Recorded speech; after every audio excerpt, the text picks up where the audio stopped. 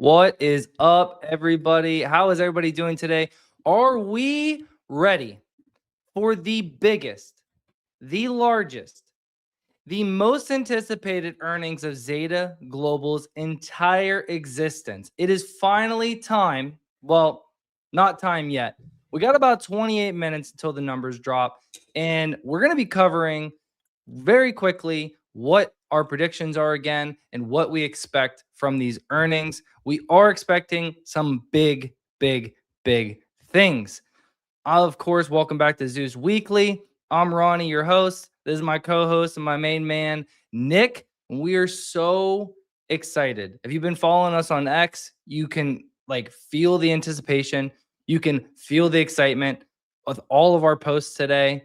I mean, it is so exciting. Now, might be building up for a big letdown. I don't think that's the case, but I think they're going to kill it, guys. I think they're going to kill it. Nick, how are you doing? How was your day, my guy?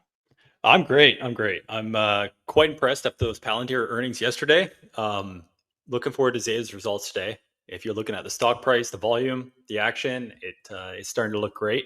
I'm anticipating a healthy beat and quite a large outperformance. It comes down to stock-based compensation. We could talk a little bit about that, Ronnie, but I'm good. I'm feeling good. Awesome. Yeah, we're up almost 8% today. Almost 8% today. In the last 5 days, we're up 14%. But the funny thing is, it was just what? It was just back in June that we hit a high of 25.66, and we're not even back to that yet. So we've been running a lot, but we're not even where we were after, I believe that was the Palantir news that we shot up that high. And so I wanted to jump straight into what we were kind of talking about on the phone today to kind of set the stage. Why are we so excited about this earnings? Well, we have to go back to last earnings to understand the excitement. The excitement is purely around the fact that last quarter, Zeta missed. Sorry, Zeta did not come in as GAAP profitable. They didn't miss, obviously. They didn't come in GAAP profitable like a lot of people thought, and it was a disappointment. It was the only blemish on the entire earnings call. But the reason they didn't, the reason behind being net income negative and GAAP negative on EPS was simple. They acquired Marigold. They wanted to keep management team around, so they gave more stock-based compensation. So stock-based compensation that has been trending down was elevated last quarter because of this. And because of that, they weren't able to come in net income positive. They weren't able to come in GAAP positive on EPS. Why are we so excited? Well, we both believe that they're going to come in 4 to 6 cents of GAAP EPS this quarter. Just purely, that's probably our sandbag numbers. Here's what's so exciting, guys. If the Marigold stock-based compensation is no more, if there is no more stock-based compensation around the Marigold acquisition, and they continue this downward trend of stock-based compensation overall, then we're probably looking at around a 10-cent EPS print. GAAP EPS, guys, around a 10 cent. And let me remind you, analysts believe that they're going to do negative 3 cents of GAAP, non-GAAP or GAAP EPS, negative 3 cents. If the stock-based compensation around the Marigold acquisition has fallen off and last quarter was it, then I truly believe that they could print around a 10-cent GAAP EPS number, guys. And that is massive. And I believe if that happens, what we saw the last 2 days, we're going to see a lot more. We're going to see a crazy move. Again, guys, a $350 billion market cap company in Palantir just ran 30% in 1 day. What do you think a sub $6 billion market cap company can do when they're literally flipping and at their inflection point and telling Wall Street, yeah, we're not just GAAP profitable, we just demolished your negative 3 cents of GAAP EPS. Let me add Davis to the floor. What's up, Davis? How you doing? Great. Can you guys hear me? Yep, can hear you. We're good to go. Perfect. Davis, Dude, I thought you were on a mountain. Fantastic. I thought you were on a mountain. What's going on? I was supposed to be, but I wasn't sure if I was coming on. So I'm like, I'll just wait here. And it's way too hot out here in Vegas. So How hot is I'm it? just enjoying. Dude, it's 112 down in the valley and up in the mountains is 90. Dude. And The so I'm dry just heat at least, right? yeah, it is. So Yeah. that it's tolerable, but no, I'm enjoying life right now. Like you guys have no idea. Well, you guys have an Why are you idea. enjoying So life? What? Because of Palantir? uh yeah, Palantir, Zeta. I'm finally green year to date, Let's go, but I don't dude. want to celebrate Congrats. too soon. But I mean, my two babies are reporting Palantir and Zeta. That's all I own really. Yeah, Palantir demolished yesterday, and I think it was a foreshadow for Zeta today, honestly. Nick, going I to hope your so. thoughts about what I was just talking about with the gap earnings. What's I want to give you the mic, obviously, to let you give your spiel on that. Yeah, so I'm projecting somewhere between 4 and 5 cents gap EPS. So I think Zeta will be gap profitable. And I even forecasted between 50 and $55 million worth of stock-based compensation. If Zeta does not hit the stock-based compensation levels that they achieved last quarter, and they deliver something much lower, we're talking $20 million lower, around the $30 million mark and or less, they're going to extremely outperform. And Ronnie and I were talking a little bit about this today. There is the potential for them to deliver, upwards of that 5 cent mark towards 6, 7, 8, maybe 10 cents on a gap basis if stock-based compensation is reeled back. I'm very curious to see what happens here. And, a wild card as well is buybacks. They have a $100 million buyback program right now. So, that stock, you got to remember last quarter when they reported, it was around $15.50, $16, and it dipped down to like $14.50 again shortly after that call. I believe we had like Claude-ish situations going on. That SaaS narrative was really sort of baking along, and it was kind of doomer, gloomy sort of sentiment in that SaaS market. So I think management really took advantage of that price and probably bought back a lot of stock. They said that overtly on the call last time around. Chris Greiner is not afraid to buy back stock. So I wouldn't be surprised to see Zeta deliver a really, truly remarkable number here in a couple of minutes. And this is what we're talking about right here, guys. Again, here it is right in your face. They had the most stock-based compensation in one quarter, last quarter, that they've had in 2 years. And again, it was around the stock-based compensation for the management packages for Marigold and Marigold management. So they can keep them on board so they can make the transition from Marigold with Zeta Sync a lot simpler and easy. Right? Look at that. 53 million in stock-based compensation. But look what they had been doing. Right around Q1 2025 is when people started saying, or right around Q2 was like, people were like, you guys got way too much stock-based compensation. You got to really start bringing this down. And what did they do? Quarter over quarter over quarter, they kept bringing it down. And mind you, guys, look at this. 43 million is what they did Q4. They bumped it up 10 million more in dilution because, again, the Marigold acquisition. So if we look at it, right, or sorry, 42 to 53, whatever. If we look at it, Q2, 46.5, that should come down. It should come down a decent amount, especially if the stock-based compensation around Marigold has fallen off. And if that's the case, you're probably looking around a 10-cent print, whether that's 8 cents, whether that's 12 cents, I don't really know. But just the baseline, guys, them coming in with a gap profitable EPS is number one. Number one. Because the street's projecting negative 3 cents of EPS. Negative 3 cents of EPS is what the street is projecting. So rule number one, thing number one, let's get this 1, 2, 3 cent of EPS beat.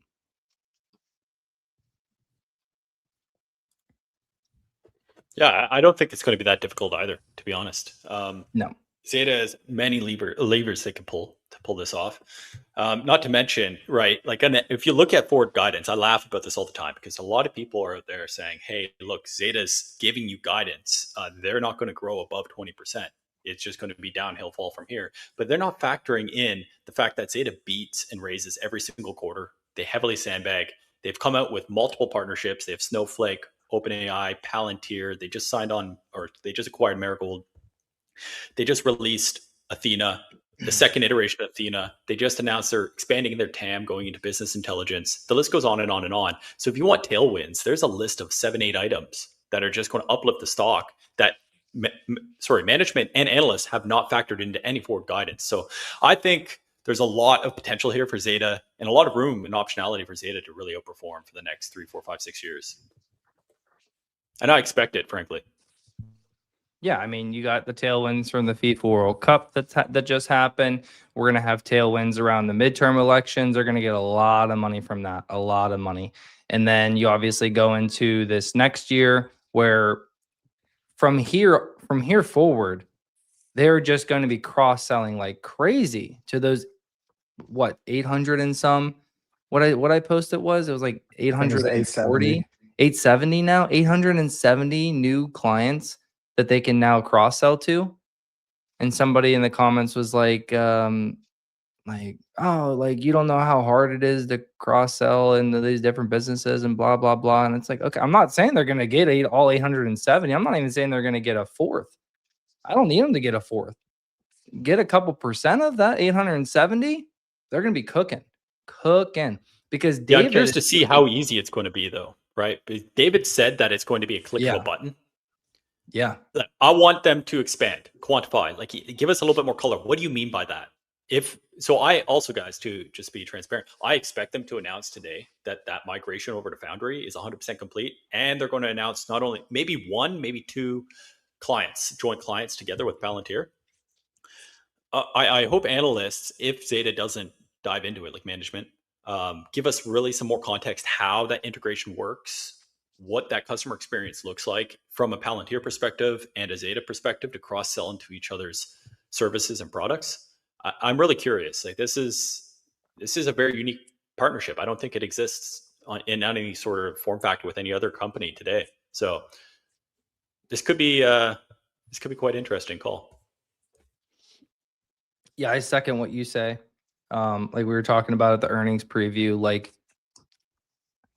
them announcing upwards to 2 new clients that they nab from this Palantir partnership. Like come in with a gap EPS beat and then announce 1 or 2 new clients from the cross sell when everybody's like, oh, it's going to be really difficult for them to, and then they do it in literally like a month. They already nabbed 1 or 2 new clients. Guys, again, this is a sub $6 billion market cap, or right around $6 billion market cap. Again, Yeah, it's pretty Palantir is up how remarkable. much today? Around 30%. And we're talking about a $390 billion market cap company. So yeah. Davis is a happy man today. Let's be honest. Zeta really blows us out of water. I think Davis is going to be over here jumping out of his seat. Dude, I'm ready to buy my company and fire so many people from my job. I'm on track. I do want to tamper some expectations though. I don't think any guidance will be I don't think they're gonna factor in any guidance to the Foundry partnership quite yet because it will take some time for them to figure out what type of effect the partnership is going to have. So I really think 2027 is going to be the year for Zeta when they can start factoring all these partnerships with OpenAI, Snowflake, Palantir. But I mean, markets are forward looking, so if we come in get profitable, I mean revenue grows in the 40s. I think I said I have them growing at 46% this year, and I'm with you, Nick, 4 to 5 cents gap EPS. If we can show these numbers, I think the market's going to be extremely happy. I agree with you. And on that Palantir note, looking forward to 2027, I do think largely that partnership will become accretive in 2027, but you'll start to see some deals. Like, for example, this quarter, I expect at least one. Next quarter, maybe another one. Maybe the final quarter, you'll see one more deal, maybe two. So somewhere between 1 and 5 joint customers by the end of the year or joint clients by the end of the year. I think that's entirely feasible. But we do understand where their sort of long-term or short-term goal is for a floor per year, which Chris Greiner came out and said they expect $100 million a year from this partnership, which is quite impressive. That's an extra $100 million Zeta doesn't have to their top line right now, which can help them continue to outperform for the years to come. And also another variable analysts and management aren't factoring into any forward-looking guidance. So moving into 2027, I do expect them to report a year early their 2028 guide and beat that, just like they did in 2024 for their 2025 guide. Or sorry, yeah, the other way around. But yeah, I'm looking forward to this quarter. I think it's going to be pretty good. I think a lot of us are going to be surprised. Agreed. Sorry, I'm just putting together this poll. Davis, we'll get into me and Yes. Nick's projections real quick here. What is your projections? Everybody should already know me and Nick's projections if you've been following along. Do you have projections, or It's do got you some have? vibes. Dude, I usually leave that stuff to you guys. I kind of just throw out random numbers, and I was almost spot on with Palantir. But like I said, I think 46% revenue growth. I was 4 to 5. I said 4.5 cents gap EPS. I think what would that be? 460 million in revenue this year. I mean, those are my numbers. Like I said, I just want to see gap profitability. I want them to say that they're going to sustain that. No more one quarter profitable, next quarter not. I just want to see it sustained. I mean, I made a post. I said, I'm at the point now where my conviction is so strong in this company that I've kind of stopped researching and stopped. If they come in and it's a negative gap EPS, the stock will tank. Like, just so you know, like the stock will tank. Does a negative gap EPS this quarter affect my conviction? Affect these guys' convictions? Probably not. Affect the long-term bullishness of this company? Definitely not. So if you're here and you're like, if they do miss, I don't think they will, but if they do, again, I'll be buying. But again, I don't think that's going to happen. But I want to put it out there, right? We definitely need to put it out there. Like, what could go wrong here? They've ran into earnings. They've ran up into earnings. If they miss, not miss, I don't think they're going to miss. If they print if analysts expect a negative 3 cents a gap EPS and they come in like negative 0.1 cent and they're still negative gap EPS, then the stock's probably going to go back to 18 to 21 range. So Ronnie, remind me what your revenue target was again. What did you yes, so let me pull that up. I was actually looking for yours. 1 second. There we go. I actually went super conservative. I actually regret my my estimates, but I expect 3 cents of EPS, gap EPS. But again, like I said, if that Marigold acquisition stock-based compensation falls off, then I can not easily, but I could definitely see around 10% or 10 cents. 437.41 million. It's right around a 4 to 5% beat. And then I expect them. So their guidance is 2 to 4 cents of gap EPS this year. I fully expect them to raise that to 4 to 6 cents. And then I expect them to go from revenue midpoint of 1.785 to 1.792, which is the current high of their guidance for this year. Nick, I'll try to pull up yours here in a minute. Should be on your X, right? But let's go to your Substack. Yeah, it is. I just sent it to you. I just sent you my the X post with some of my stuff. So essentially, what I'm guiding for in revenue is 443 million, which is roughly 44% year-over-year growth, and only a 5.5% beat of management's guidance. So if you want to know what Wall Street's guiding, Wall Street is essentially guiding the exact same thing as management. Management sandbags, beats, and raises every single quarter. So the fact that Wall Street is guiding literally, I think, within 600,000 of management, I think is quite ridiculous.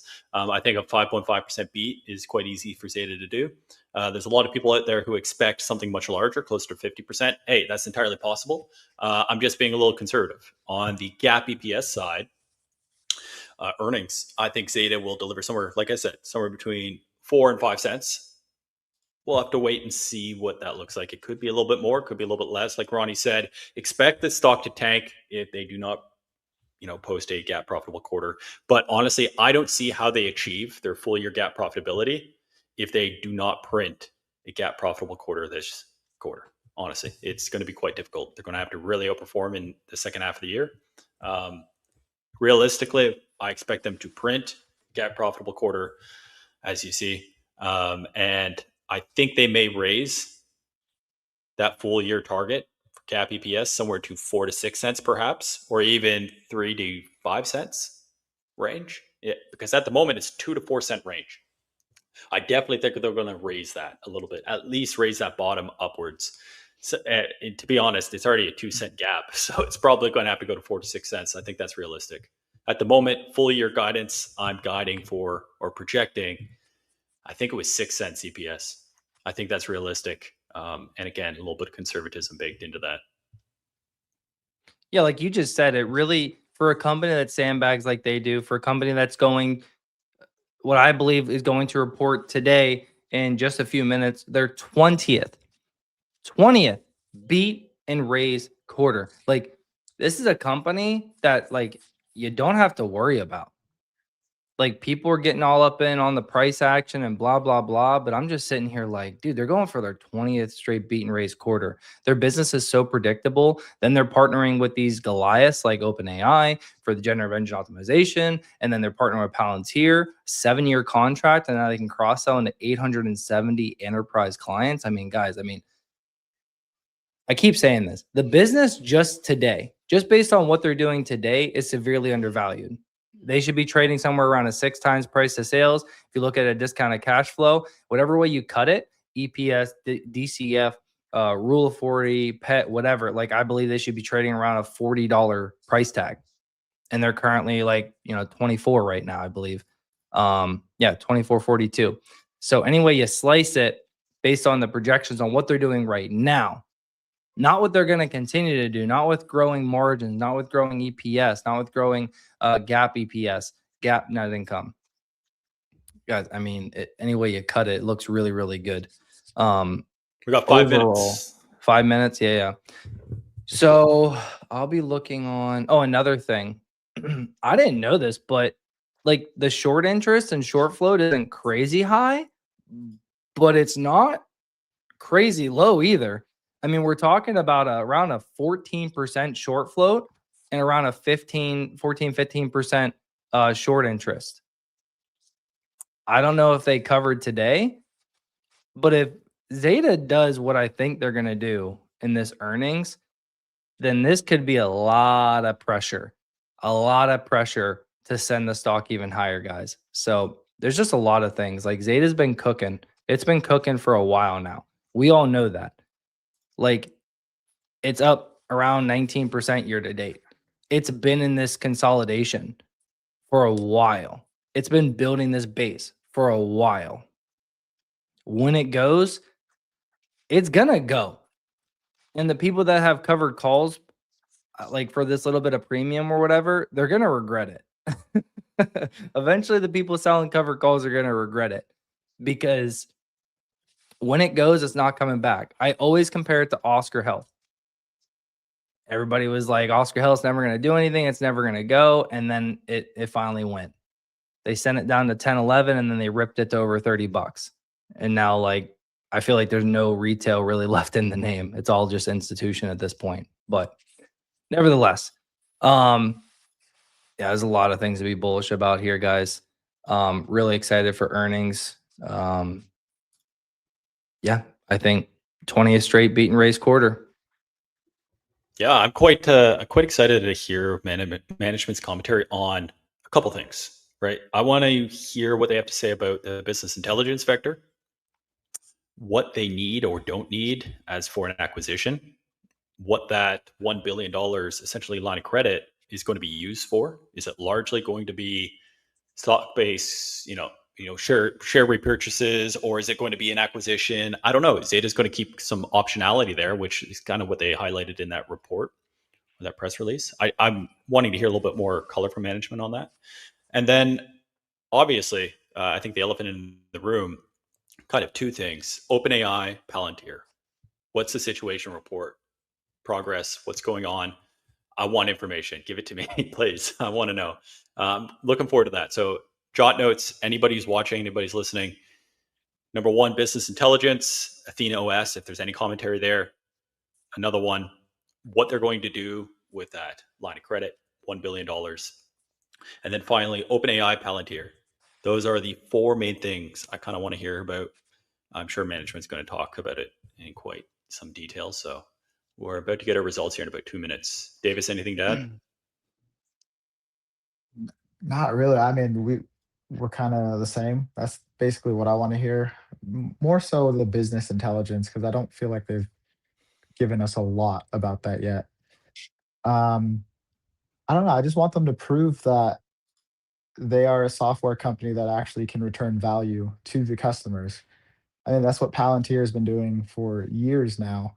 And Zeta's been doing the same thing. I mean, we hear David always say 6 to 700% return. Eventually, it'll be 1,000. But I would love it if he came out and said, "We're going to 7 to 800% right now." And just show us that you actually are returning value to your customers. I want him to prove. I really want to ask him. I'm like, okay, we know that Zeta is an amazing company, but how are you going to take this company and monopolize the sectors that you're in? Like where no other company looks at a trade desk or a different company that's in the same sector. They're like, no, we want to default to Zeta and Zeta only. Like that's where I want to see this company going. So I'm hoping that they shed some light on that, and I believe they will. I just think it'll take some time. They're doing all the right things. They're growing. They're expanding their partnerships. So we'll see. And I think this quarter is really going to be that inflection point to profitability, to monopolizing their sector. And so I'm really excited. I'm not nervous, but we'll see. David's saying, Davis is saying that there's a lot of people calling Zeta smoke and mirrors. So let's see the numbers. Let's see it back it up so we can shut these haters up and shut the bears up. Is basically what I just heard. All right, it is 4. I'm slamming the refresh button, looking for these earnings. As soon as we get them, we will bring them on screen and we will talk about them. For right now, I'll give you guys the chart so you guys can see what it's doing, so we can all freak out as it goes up and down, and usually the first move is the wrong move. Also, thanks Mopar for the $5. I'm here. LFG left my pregnant wife in the emergency room. Wouldn't miss this for anything. Hey, you got to do what you got to do, okay? You got to do what you got to do. Nick's over here taking pointers. Nick, imagine that the next earnings is when she's due. When she's due, yeah, it's going to be damn close. I tell you that. She's due in November. Oh man, crazy, crazy. All right, nothing yet. Nothing yet. I'm really excited, guys. I'm really excited.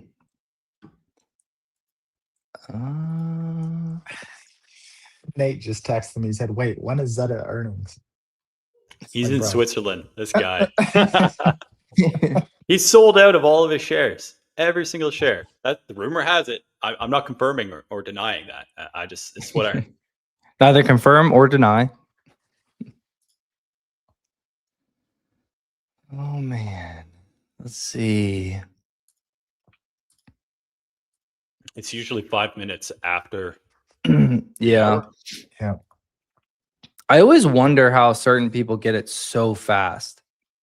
Like before it even hits the dang It's like my Trump API, man. investor. Trump API. Yeah, your 100K Trump API. I don't know. I'm on earnings correspondent. That guy's super quick. That guy's super quick with it.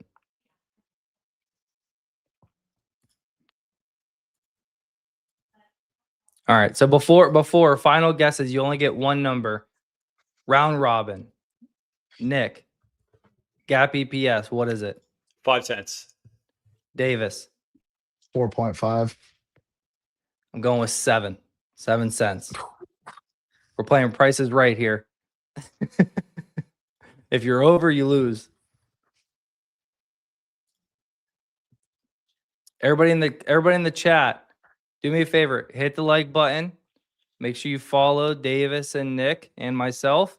And also drop in the comments right now what you think the gap EPS is going to be. Whether it's -3 cents, like the analyst think, whether it's 0 cents, whether it's 1, whatever it is. Drop in the comments right now what you think it is. Whoever gets it right first, I'll actually give a free membership into the vesting community on me. How about that?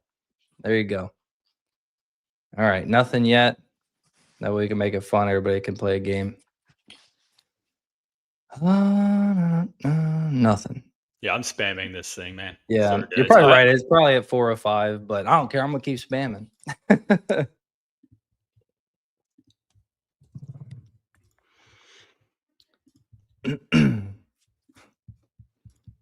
When you do get it, Ronnie, pull up that presentation.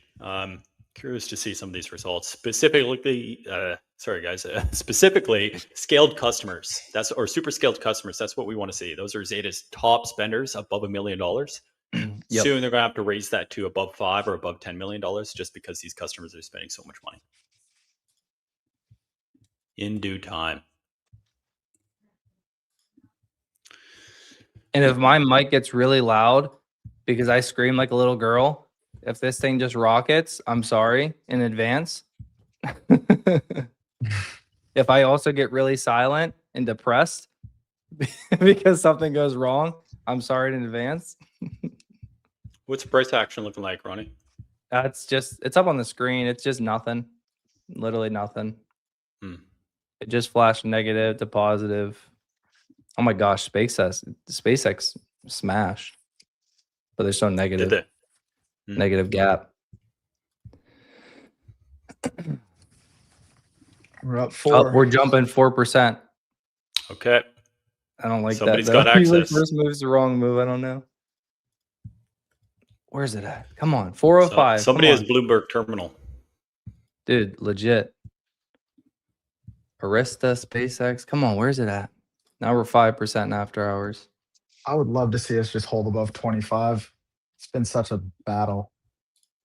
Yeah, 25 is such a... It's out. It's out. Holy smokes. Where? I was spot on. 443 million. I was spot on. Where's it at? It's out on their page. Right here. It's on their page right now. 443 million, 44% year over year. So it's roughly a 5.5% beat. They just hit a scaled customer count of 197. Holy smokes. What is that? 197. That's a lot. I think they had 181 last time. Oh, no. So, yeah, that's an increase of 17% year over year. Wow. Okay. This is good. I see it. I have it pulled up. Good. Oh, they did 21 cents of EPS, non-GAAP EPS versus 19 cents. Yeah, 442 million, 0.766 over 42. So beat by 11%. That's 3 5%. cents. That's 3 cents? Yeah, that's 3 cents. So I was dead on. Yeah, that's 3 cents. That's great. That's great. That's really good. That's 1 cent below my bottom range. That's still good. That's still good. Yeah, analysts expected -3 cents and they did 3 cents. Yep. So yeah, complete opposite of what analysts believe. So that's really solid.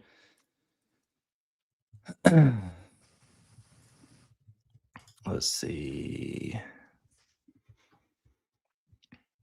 Is the presentation out? Probably not. Yes, it is. Let's see. Am I sharing this? Yes, I am. This is a great quarter, guys. This is really good. All right, 20th straight beat and raise quarter and achieved rule of 64 and rule of 49 excluding M&A. 2Q26 total revenue growth of 44%. 44%, guys. Last quarter was 50%. This is 44%. And 28% revenue growth excluding M&A. Free cash flow of 58 million, 13.1% free cash flow margins. That's down a little bit from last quarter of 13.9%. 73% year over year. 8 of the top 10 verticals grew greater than 20%. Trailing 12-month, consumer and retail, financial services, automotive, healthcare, all accelerating from 1Q. Super scale customers growth of 17%. That's big. That's And big. ARPU growth of 17% year over year, both ahead of 2028 model.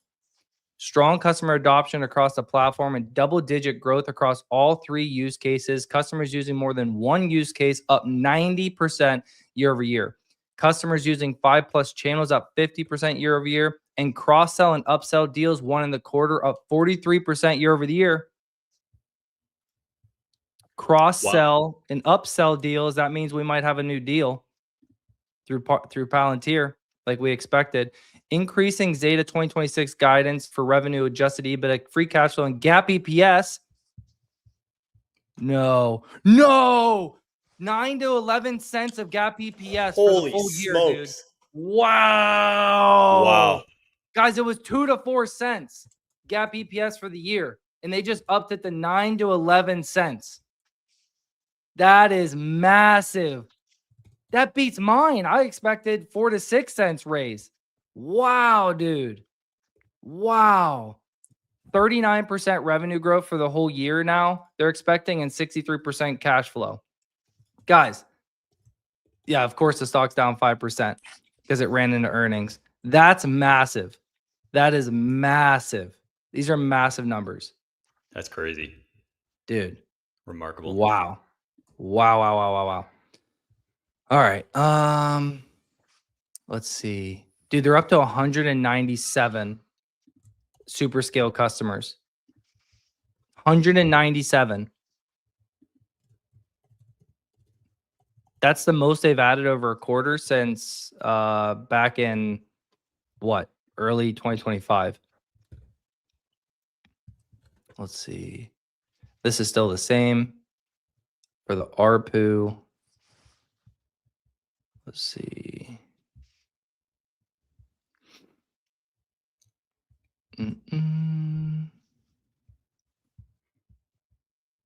Still serving 51% of the Fortune 100. 2028 numbers are the same as of right now. So midpoint guidance for next quarter is 40% year-over-year growth. Yeah, I got it Quarter right is here, 71 million. Yeah, they're going to come in and they're going to beat that again. Yep. They're going to beat that again. So they did 50% last quarter. They did 44% this quarter. They probably do between 40 and probably like 41, 42% next quarter. Going to be bigger. It's going to be bigger. It's going You to think be it'll bigger. be bigger? Yeah. Want to know why? Let me Why? verify. I'm just thinking because like over the year they usually 10 down, but why? Okay, so the reason why, political spend. And they sandbag political spend ridiculously. So I think they come in Q3, Q4, political spend outperforms dramatically. It is tremendous upside. So this quarter, Marigold revenue actually came in close to what I expected at 48.1 million. So that beats their guide of roughly 1 million. And organic revenue was actually, it was pretty good actually. It's 28% year over year growth. That's 1% less than the prior quarter. In Q1, they really outperformed. Okay.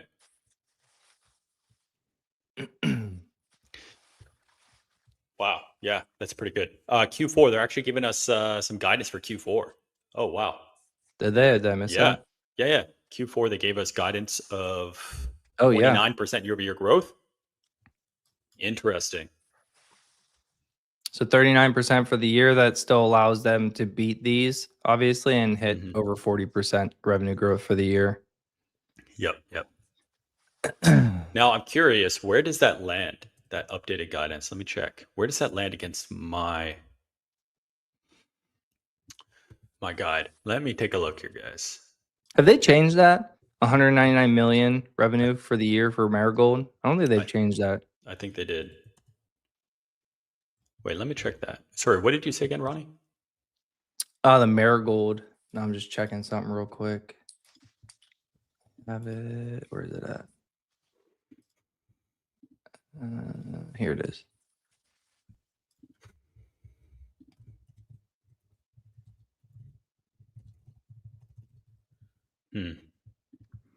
Okay, Marigold 198 million for the year, and they bumped it up to 199. So $1 million. Yeah. Interesting. I still think they're going to outperform.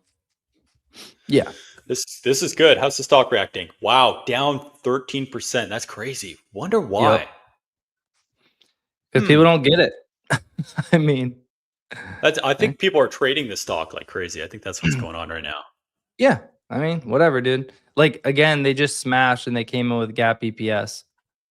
Yeah, just wait until they Positive. get on the call here, guys. The sentiment could change completely on the call. Oh, Completely. 100%. Yeah. Actually, while I'm I'm actually at really it, surprised. I'm going to buy more now. Because I did this last time and then it rocketed. Dude, these are massive numbers. Guys, my favorite part, Nick, my favorite part right now, the fact that they upgraded their yearly EPS guide. Yeah. That is so big. Like, where is it at? I think I missed it completely. It's up here. To go from, hey, we're only going to do 2 to 4 cents of gap EPS to now we're going to do 9 to 11 cents. And again, they sandbag, guys. They sandbag. They just told us last quarter they were only going to do 2 to 4 cents. Now they're sandbagging and saying they're only going to do 9 to 11 cents. That probably means they land closer to 20 cents than to 10 cents for the whole year. That's huge. That's huge. This is the biggest part right here. That is the biggest part. And the fact that they just did their 20 straight beat and raise quarter and they did 3 cents of EPS gap. Usually when stocks run up into earnings, they could sell off. But make no mistake, they just rocked this earnings. Rocked it. Where's that stock-based compensation? I want to see where that came in. Sorry about the fast movement here. It's more or less flat. I think I saw it at 50, 51. Really? You can pull it up. 50 to 51? Wow. So there might still be Marigold acquisition or Marigold stock-based compensation in there because that's high. That is high. That is but high. they still did 3 that cents of EPS, which is huge. That tells you how great they're doing. Still got the 6 times ROAS.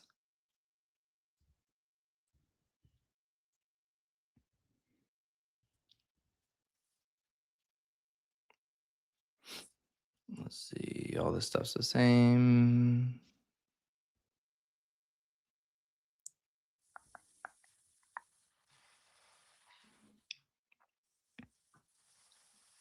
They did GAAP net income of 8.2 million or 1.8% of revenue, including 52.1 million of stock-based compensation, guys.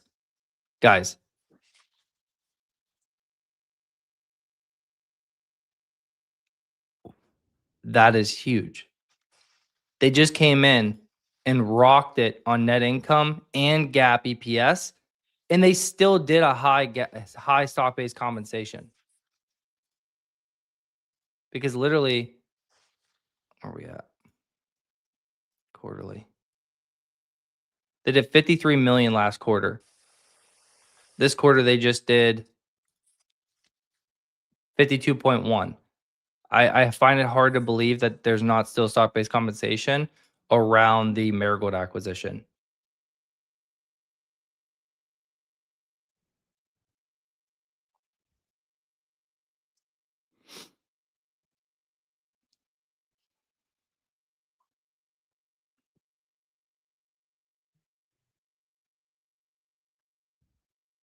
Yeah, it's highly probable that they still have something lingering on. I mean, that deal, if you remember, they signed, or sorry, I keep saying signed. I don't know why. I think I read something. Some sort of sports something I read article today. I keep having that connotation stuck in my brain. So they acquired Marigold for, I believe, 100 million, but the deal could go up to 350 million. And there's a couple stipulations related to that. And I think that 350 million was quantified through stock-based compensation.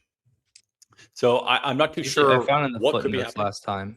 Yeah, maybe look into that. Read out those footnotes for us.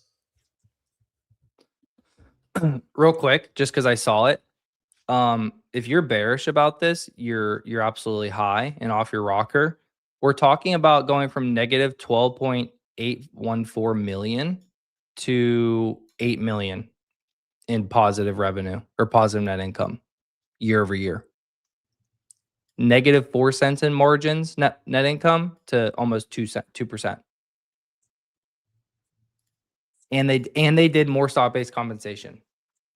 I still don't know why the street's selling this thing off. This is so weird. I can't help but think it's some sort of trading or something going on here.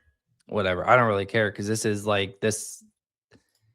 They just did more stock-based compensation. And Nick, what were we just saying? We were literally just saying they can only come in and do really well in the gap profitability if they didn't do as much stock-based compensation, but they did a lot still, and they still came in and crushed it on gap and net income and EPS. And I'm not trying to start that whole thing with people because I know people are really, like a lot of people don't like the stock-based compensation, but I lean probably like 80% positive that it is probably still around the Marigold acquisition.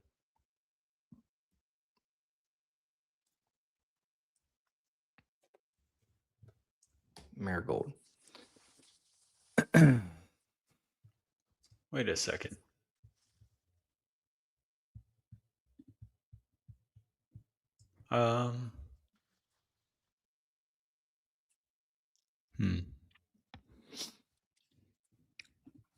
No, I read that wrong.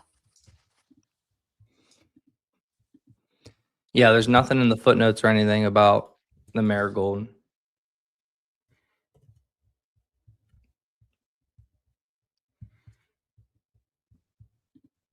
Because this is where I found it last time. If we go back to last quarters.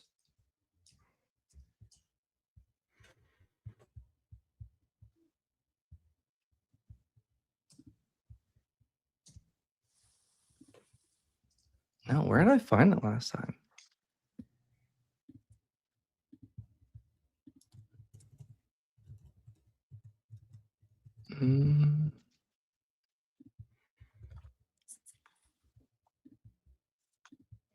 Somebody's saying that we got the Reddit treatment.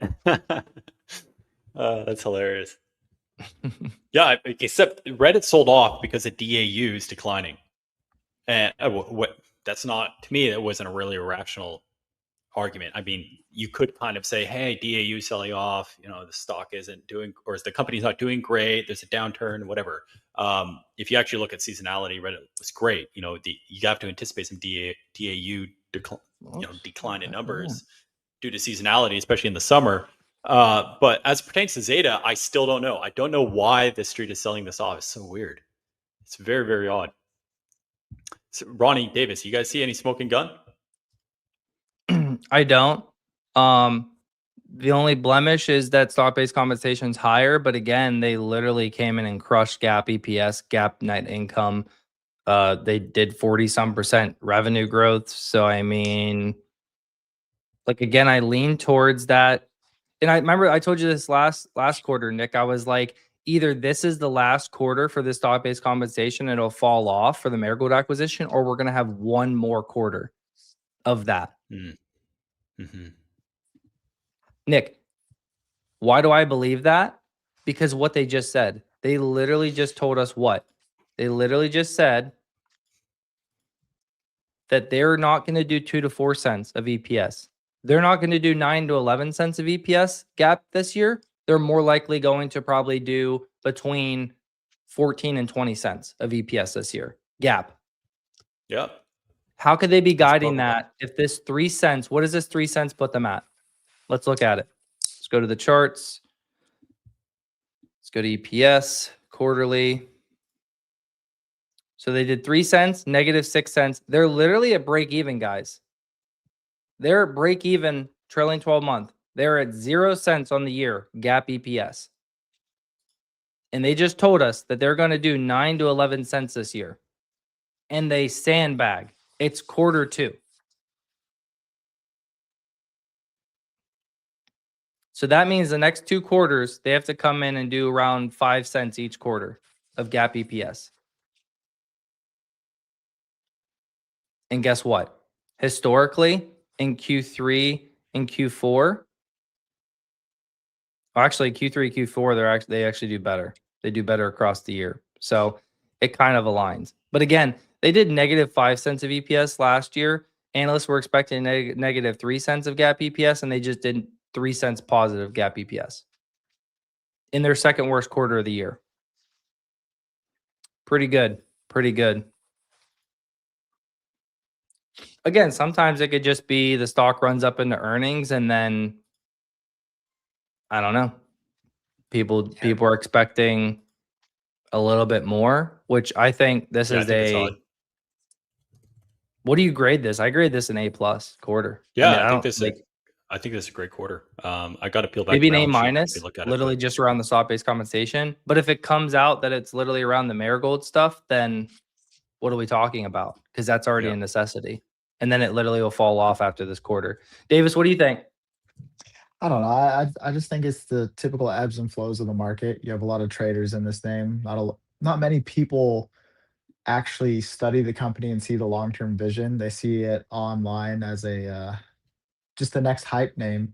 But I mean, these numbers, they keep outperforming even our best expectations.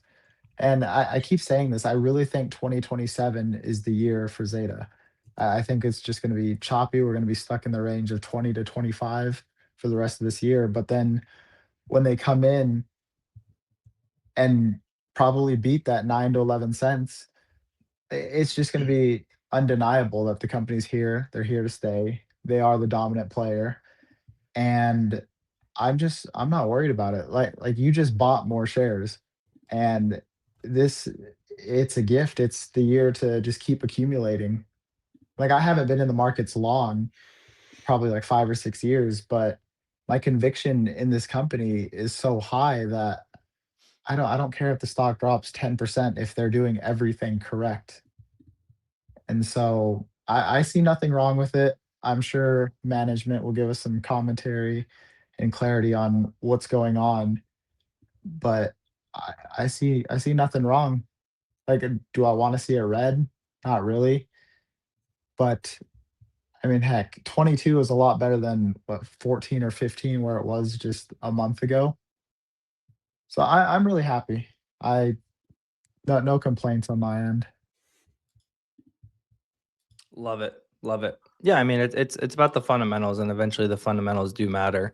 Yeah. And again, guys, this is -9%. We don't know we don't know what they have in store for us on this earnings call. If they announce that they got 1 to 2 partnership new enterprise clients from Palantir, that would be massive. They give more commentary around the business intelligence and what they're going to do there. Massive.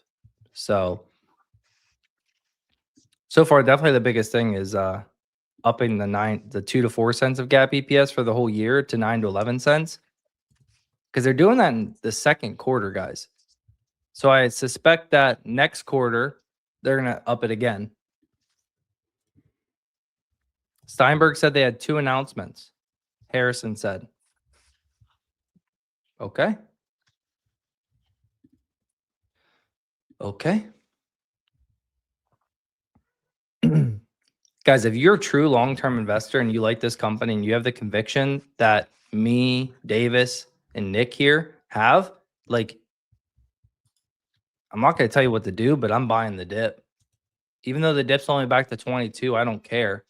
The earnings just confirmed what I was thinking. The earnings just came in and even did better than what I thought they would. If the company's getting better, you should buy more, right? Ask yourself that. If the company's getting better that I have all this conviction in, I should buy more, right? That's for you to decide. But for me, it's a yes. So, yeah. Are we launching higher? No. But it is what it is, man. Like, you can't control other people and their emotions and what they're going to do with the stock. And I again, think I've seen it where they've sold off Zeta after earnings, and then the next few days it starts ripping. So too many people tied it to Palantir earnings when the companies are just completely different. Like, yes, they just partnered. Yes, they have some similarities, but at the end of the day, they are different companies. Hmm. And so I think too many people were expecting a huge 20, 30% pop and they didn't get it. And they're like, oh crap, let me get out of this because it's not doing what Palantir did. True. True. I may have found something interesting. Uh-oh. No, very good. I don't want to Okay. say it because I want management to confirm it. Bro, if Is you it say around it, then they is it confirm around a it. new partnership? Mm-hmm. Yeah. Mm-hmm. Okay. Nice. Let's get it. Okay. We should be going live here in a minute or so. I'm sure management's going to say, I'm going to hold off for now because I'm sure management is going to say it. If this is true, this is pretty wild. I never heard of anything like this before. Interesting. David posted on X. What did David say? Let's see.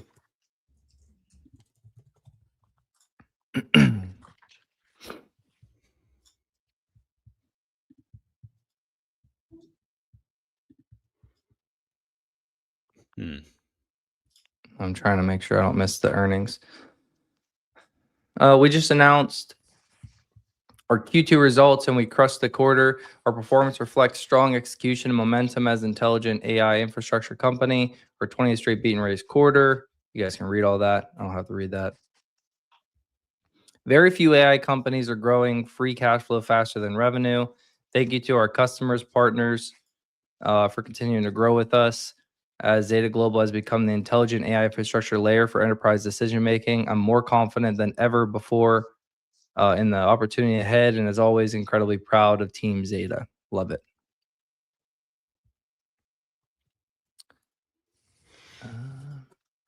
Oh, here we go. We're live. It's live? Okay. Yep. Hold on.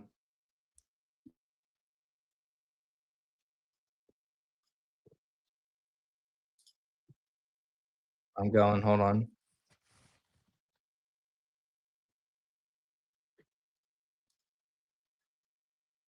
Along with other information There we about go. Zeta. Joining me on the call Everybody today hear are it? David Steinberg, Good. Zeta's co-founder, chairman, and chief executive officer, and Chris Greiner, Zeta's chief financial officer. Before we begin, I'd like to remind everyone that statements made on this call, as well as in the presentation and earnings release, contain forward-looking statements regarding our financial outlook, business plans and objectives, and other future events and developments, including statements about the market potential of our products, potential competition, revenues of our products, and our goals and strategies. These statements are subject to risks and uncertainties that may cause actual results to differ materially from those projected. These risks and uncertainties include those described in the company's earnings release and other filings with the SEC and speak only as of today's date. In addition, our discussion today will include references to certain supplemental non-GAAP financial measures, which should be considered in addition to and not as a substitute for our GAAP results. We use these non-GAAP measures in managing our business and believe they provide useful information for our investors. Reconciliations of the non-GAAP measures to the corresponding GAAP measures, where appropriate, can be found in the earnings presentation available on our website, as well as our earnings release and other filings with the SEC. With that, I'll now turn the call over to David. Thank you, Trey, and welcome to the team. We are very excited to have you. Good afternoon, everyone, and thank you for joining us today. I will start with the headline. We delivered our 20th consecutive beat and raise quarter, delivering the rule of 64 as a company and the rule of 49 excluding M&A. And in the second quarter, our year-over-year revenue growth accelerated to 44%, up from 35% in the second quarter of last year. This is the result of Zeta increasingly becoming the system of intelligence for our customers. The second quarter performance once again shows this strategy is working. Second quarter revenue was $443 million, representing year-over-year growth of 44%. That's up 28% year-over-year, excluding M&A revenue. Adjusted EBITDA was $92 million, up 56% year-over-year, with margin expanding 170 basis points year-over-year to 20.7%. And based upon this strength, we are once again raising the midpoint of our 2026 revenue guidance by $33 million. 20 consecutive beat and raise quarters reflects more than just strong execution. It is evidence of growing and durable demand for our platform that turns data into intelligence, intelligence into decisions, and decisions into measurable outcomes. Investors have historically viewed Zeta as a marketing technology company. Marketing is where our platform was first applied and where we built our leadership position. But that description no longer fully encapsulates who we are today. Zeta has evolved into an intelligent AI infrastructure platform. Marketing is our first application, not our limit. Our platform combines proprietary data, AI, workflow automation, and activation into a single operating system that helps enterprises make better real-time decisions and take action. The foundation is our data cloud, built on proprietary data covering more than 535 million individuals globally, trillions of signals, and 20 years of model tuning. And to be clear, this data is owned, not rented, because nothing you rent can be a moat around your business. Athena serves as the intelligence layer, allowing customers to interact with that foundation using natural language and embed AI directly into their everyday workflows. It truly allows customers to focus on outcomes versus navigating the platform. Our activation platform then turns those insights into actions across channels while continuously learning and getting smarter via the results. This has contributed to the strength of our net revenue retention. And with Zeta Business Intelligence, aka ZBI, we are also extending beyond helping enterprises to acquire, grow, and retain customers to a fourth use case, enabling organizations to transform business and customer data into intelligence, insights, and real-time actions. To be clear, this is not static dashboards or old school business intelligence used to explain what happened. ZBI helps predict what happens next and acts on it in real time. A major sports and entertainment company uses ZBI today to understand its fans, share of entertainment spending, and engagement across live events and streaming. This helps quantify the value of current distribution partnerships, identify the most attractive future streaming relationships, and strengthen its negotiations at renewal. A leading energy drink brand uses ZBI to quantify the incremental value it drives for retail partners, including customer growth, spending, and long-term value. This helps demonstrate the brand's impact at retailers and identify opportunities to deepen distribution and partnership investment. Taken together, these capabilities position us as the intelligent AI infrastructure layer that sits at the center of enterprise decision-making. This transformation has been accelerated by 4 strategic catalysts. First is our OpenAI partnership. Our collaboration with OpenAI validates the AI strategy we have been building for years, enhances Athena's capabilities, and creates new commercial opportunities. As foundation models continue to improve and become more widely available, we believe the durable advantage will come from what's built around them: proprietary data, governance, workflows, and decisioning systems that turn intelligence into outcomes. Those decisioning systems are our own inference models, smaller, purpose-built models that we have been training on the data cloud since 2017. OpenAI powers Athena's voice. The decisions run on our models, and no large language models ever touch the data in our data cloud. The second is Athena. Launched earlier this year, Athena is fundamentally changing how customers interact with the Zeta platform. Athena is true voice enablement and fully conversational.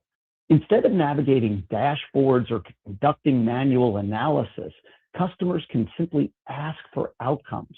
The platform knows their business, decides, acts, and learns from every single result. That dramatically lowers the barrier to adoption and expands use across teams, channels, and use cases. We have seen that users who interact with Athena through voice exemplify this rapid adoption. Over the last 60 days, Athena's voice users are interacting with the platform at a 500% higher level than non-Athena users. We are also realizing the benefits of AI within Zeta. In the second quarter, 90% of our new code generated was automated, helping our teams to innovate faster and continuously enhance the platform for our customers. The third is Snowflake. We deepened our existing partnership with Snowflake, and we now have over 100 shared customers, reinforcing Zeta's role in the enterprise data ecosystem, where customers increasingly want to connect data environments with intelligence and activation. Zeta is uniquely positioned not only to help customers store and analyze data, but to act on it. And the fourth is Palantir. Our partnership with Palantir significantly expands Zeta's enterprise opportunity. Palantir provides the oncology, governance, and enterprise AI infrastructure that large organizations require. Zeta contributes proprietary customer intelligence, proprietary data, identity, decisioning, and activation. And we have reached two important milestones in this partnership already. Our data cloud was fully integrated with Foundry as of July 31st. And we have already received multiple agreements for our initial combined sale, with several other meaningful opportunities in flight. Together, these four catalysts are accelerating Zeta's transformation and strengthening our position as the intelligent AI infrastructure layer for the enterprise. We believe the defining characteristic of an infrastructure platform is not just innovative technology. It is a platform that becomes more valuable the more customers use it. Every decision it powers makes the next one better. And because those decisions run on our own inference models, not rented tokens, we make millions of them a day at infrastructure economics. That is the flywheel driving our results. And we're seeing it play out across our existing customer base. A leading telecommunications provider recently expanded its relationship with Zeta into real-time personalization, adding grow and retain use cases to its existing footprint. It is a powerful example of our land and expand model. Start with one use case, prove value, and expand across the customer lifecycle. Athena is beginning to accelerate that dynamic. To give investors greater visibility into its impact, Chris will provide more detail on our initial framework for measuring key metrics like revenue contribution, adoption, and usage later in this call. We'll continue to expand on our reporting around these metrics in the back half of this year. Gap is a powerful example of our platform evolution. As part of its broader AI-led transformation, Gap selected Zeta to help architect its next-generation marketing stack, with Athena at the center of how customer data, decisions, and execution come together. Our role extends well beyond powering individual campaigns. We are helping Gap to remove silos, unify decision-making across its iconic brands, and build a more intelligent marketing engine that learns, adapts, and acts in real time under a multi-year agreement as Gap's system of record. That is what it means for Zeta to become the transformation agent for the enterprise. This momentum was also evident at Cannes Lions, which served as an important proof point for the growing market interest in Zeta and Athena. We launched Athena for agencies, hosted more than 115 executive meetings, and delivered 37 live Athena demonstrations, resulting in a record sales pipeline coming out of the event. The conversations we began in Cannes will continue at Zeta Live, where we will provide an even deeper look at the future of Zeta and intelligent AI infrastructure. Zeta Live will be in New York City on October 8th. I'm excited to announce we already have two incredible headline speakers, Olympic gold medalist, entrepreneur, and founder Lindsey Vonn, and entrepreneur and global superstar Kevin Hart. Zeta Live has always been our opportunity to show customers, partners, and investors where we are going next. This year, we expect to introduce the next generation of Athena, continuing the extension of Athena as a super intelligent agent, answering questions, empowering workflows to a system of intelligence that knows, decides, acts, and learns. The opportunity in front of us is no longer just about modernizing marketing. It's about helping enterprises turn fragmented data into intelligence, intelligence into decisions, and decisions into measurable growth and cost savings in their businesses. The past year has been an inflection point for Zeta, bringing together capabilities and investments we have been building for years. Yet, we are still in the very early stages of this opportunity. AI is changing how enterprises operate, how software is consumed, and what businesses expect from their technology platforms. For Zeta, that creates an opportunity to expand our role from helping customers execute marketing programs to becoming the intelligence layer that enables them to move faster, make smarter decisions, and drive better outcomes across the enterprise. We continue to be the disruptor in this new ecosystem. As always, I want to thank our customers, partners, and shareholders for their continued support. And to Team Zeta, thank you for your hard work, your commitment, and belief in what we are building together. Now let me turn it over to Chris to discuss our results in greater detail. Chris? Thank you, David. I'll echo by welcoming Trey to the team. As we announced last week, Trey is perfectly suited to help lead Zeta's evolution into an intelligent AI infrastructure company. And I'm thrilled to see Matt Foss step up to lead FP&A for Zeta. In my conversations with investors, one thing is clear. A new framework for investing in companies is emerging. Investors are prioritizing their time with companies gaining share and delivering durable, predictable growth. They're increasingly screening for companies generating free cash flow and positive GAAP earnings. And they're ultimately backing companies with defensible AI moats proven by results. Zeta embodies each of these characteristics, and the second quarter's results make this evident. Q2 was our 21st straight quarter of greater than 20% revenue growth, excluding M&A and political candidate revenue. Our increased second half revenue guidance continues that trend. Q2 was also our highest ever free cash flow, paired with positive GAAP net income, showcasing the quality of our earnings and driving the largest full year guidance raise to free cash flow and GAAP EPS in our history. And we're listening to shareholders. We're introducing an initial framework to measure adoption and monetization of Zeta's AI, one underpinned by revenue, because moats are ultimately proven by how long customers stay and how much more they spend over time.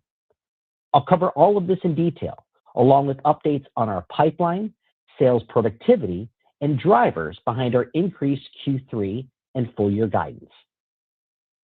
Let's start first with the top line, where Q2 revenue came in at $443 million, up 44% year over year, or 28% excluding M&A.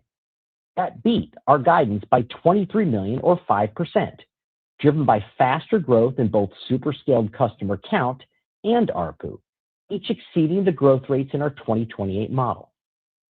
Super-scaled customers grew to 197, up 17% year over year, more than double our 4 to 8% 2028 model growth rate, driven by demand for Athena.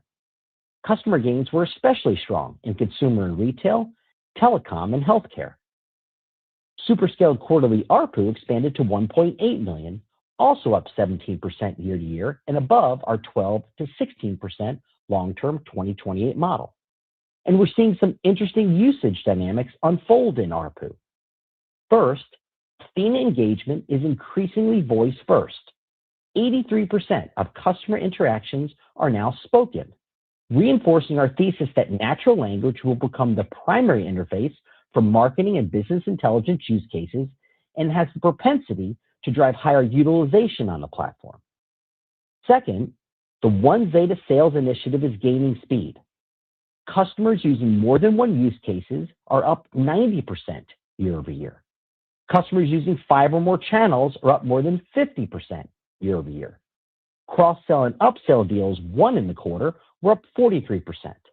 And we saw double-digit revenue growth across email, CTV, and social, as well as double-digit revenue growth across all 3 marketing use cases: retain, grow, and acquire. And third, demand for the platform was broad-based across industries. 8 of our top 10 grew more than 20% year over year on a trailing 12-month basis, with consumer and retail, financial services, automotive, and healthcare all accelerating from last quarter. Also notable in the quarter was the significant expansion of the sales pipeline and strength in seller productivity.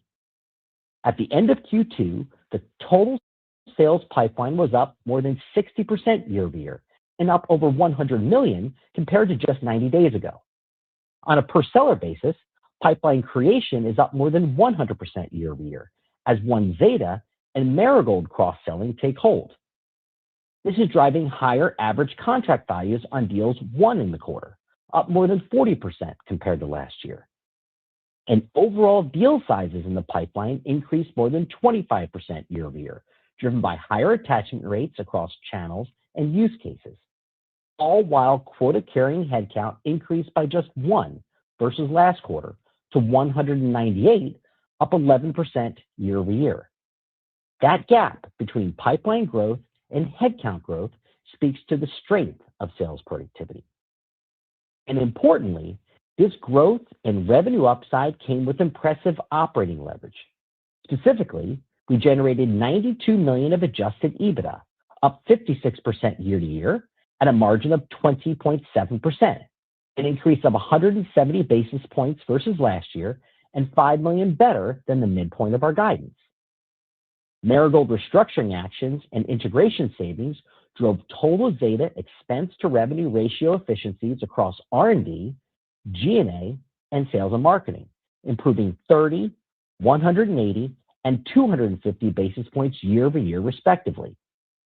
That cost of revenue came in at 41% as expected. This was 10 basis points better sequentially and 300 basis points higher year over year, reflecting strong social channel adoption by agencies. Cash grew even faster than adjusted EBITDA in Q2. Net cash provided by operating activities was $69 million, up 65% year over year, with free cash flow of $58 million, up 73% year over year, a margin of 13.1%, and free cash flow conversion of 63%. We also generated positive GAAP net income in the second quarter of $8.2 million, compared to a net loss of $12.8 million in the same quarter last year, resulting in GAAP earnings per share of 3 cents. In the second quarter, we prioritized using cash to repurchase shares, deploying $29.9 million to buy back 1.6 million shares. And year to date, as of July 30th, we've spent $74.6 million on share repurchases with approximately 89.4 million remaining on our authorization. Dilution in the quarter was just 0.1%, and we remain on track to hit our normal course net dilution target of 3% to 4% for 2026. Finally, we closed a new $1 billion credit facility, including a $250 million term loan A and a $750 million revolving credit facility that remains undrawn, giving us the capital flexibility for M&A, share repurchases, and disciplined investment. To that end, we've been investing in AI for nearly a decade.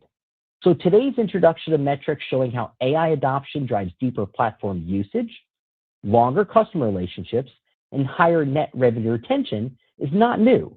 It's just more visible than ever. Super scaled customer adoption of AI is ramping nicely.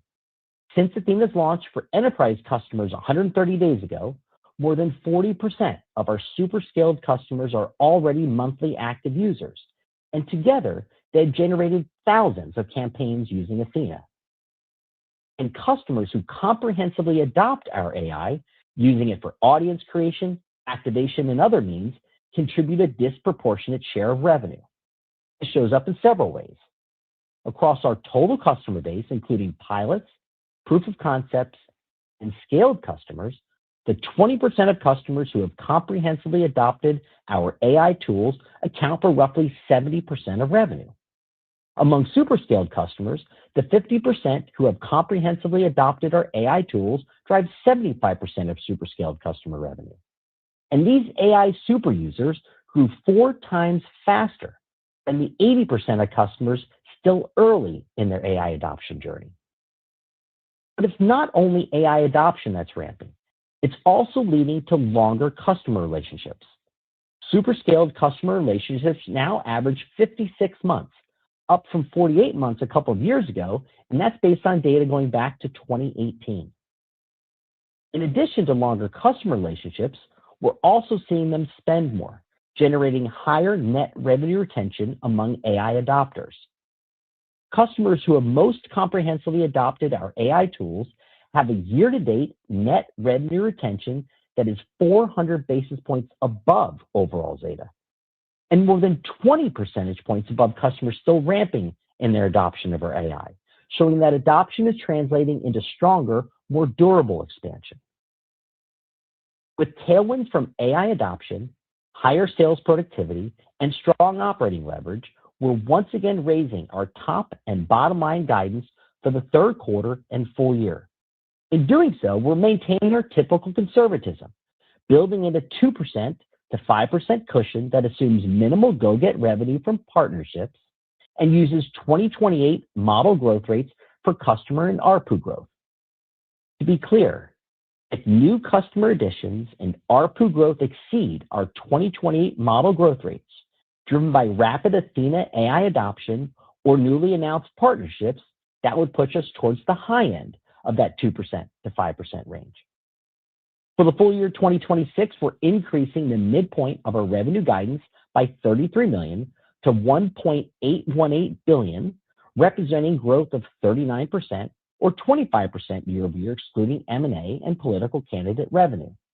For the third quarter, we now expect revenue of $471 million at the midpoint, up $10 million from our prior guidance, representing growth of 40% or 23% excluding M&A and political candidate revenue. You'll note we're continuing to maintain our original second half guidance for political candidate revenue in Q3 and Q4 of $7 million and $8 million respectively. For adjusted EBITDA, we're increasing the midpoint of our 2026 guidance to $405 million, up $8 million from our prior guidance, representing a year-over-year increase of 45% and a margin of 22.3%, up 90 basis points year to year. For the third quarter, we now expect adjusted EBITDA of $115 million at the midpoint, up $3 million versus our previous guidance. We are also increasing the midpoint of our 2026 free cash flow guidance to $255 million, $20 million higher than our previous full year guidance, representing year-over-year growth of 55% and a margin of 14% and a conversion of 63%, tracking well towards our 2028 conversion target of 65%. Finally, we're raising our full-year GAAP EPS guidance to a midpoint of 10 cents, well above our prior range of 2 to 4 cents. It's worth noting this guidance increase excludes the impact of a potential one-time tax benefit from the release of a valuation allowance that has a reasonable probability of occurring later this year, which could represent additional material one-time upside. With that, I'll close where I began. Demand for Zeta is robust and durable, and we're expanding our platform organically and through partnerships to accelerate share gains. That durable demand and record pipeline improves our visibility, giving us the confidence to raise guidance across the board. That visibility supports disciplined investment, and our balance sheet is well positioned to support our growth priorities. And focused execution drives greater profitability and cash generation, which has us pacing ahead of our long-term Zeta 2028 model. With that, I'll hand the call back to the operator so David and I can take your questions. Operator? If you would like to ask a question, please signal by pressing star 1 on your telephone keypad. If you're using a speakerphone, please make sure your mute function is turned off to allow your signal to reach our equipment. A voice prompt on the phone line will indicate when your line is open. Again, press star 1 to ask a question. And our first question comes from Jason Kreyer with Craig-Hallum. Great. Thank you, guys. Congratulations. Another great quarter. Chris, you talked about One Zeta and how that's accelerating the adoption of multiple use cases. I think you said 90% growth in multi-use case customers in the quarter. What do you think that looks like over the next several quarters? How does Athena continue to optimize customers and maximize both channels and use cases? Great question, and thanks, Jason. The short answer is I think we've got continued runway because of One Zeta and the Marigold cross-selling, continued driving both multi-use case adoption, which, as you said, was up 90% year to year, but also 5 or more channel usage was up 50%, and cross-sell and upsell deals within the quarter itself was up 43%. If you look at the trend for ARPU growth over the last couple of quarters, it's been nicely above our 12 to 16% long-term model, and I see that continuing. And we're seeing Athena really just the tip of the spear. It's just getting started. It's one of the single most powerful tools we've ever had for cross-selling against use cases and channels, Jason. Maybe a follow-up for you, David. On the ZBI, you just talk about how you go to market with existing customers. Like, what does that cross-sell conversation look like, and what are the key functions in ZBI that are really speaking to customers? It's interesting because we've had customers that have been using the ZBI for a few months now before we announced it, because we really wanted to get use cases in and tried it. So the use cases I gave in my prepared remarks are real world use cases that they are paying us to develop and create with them.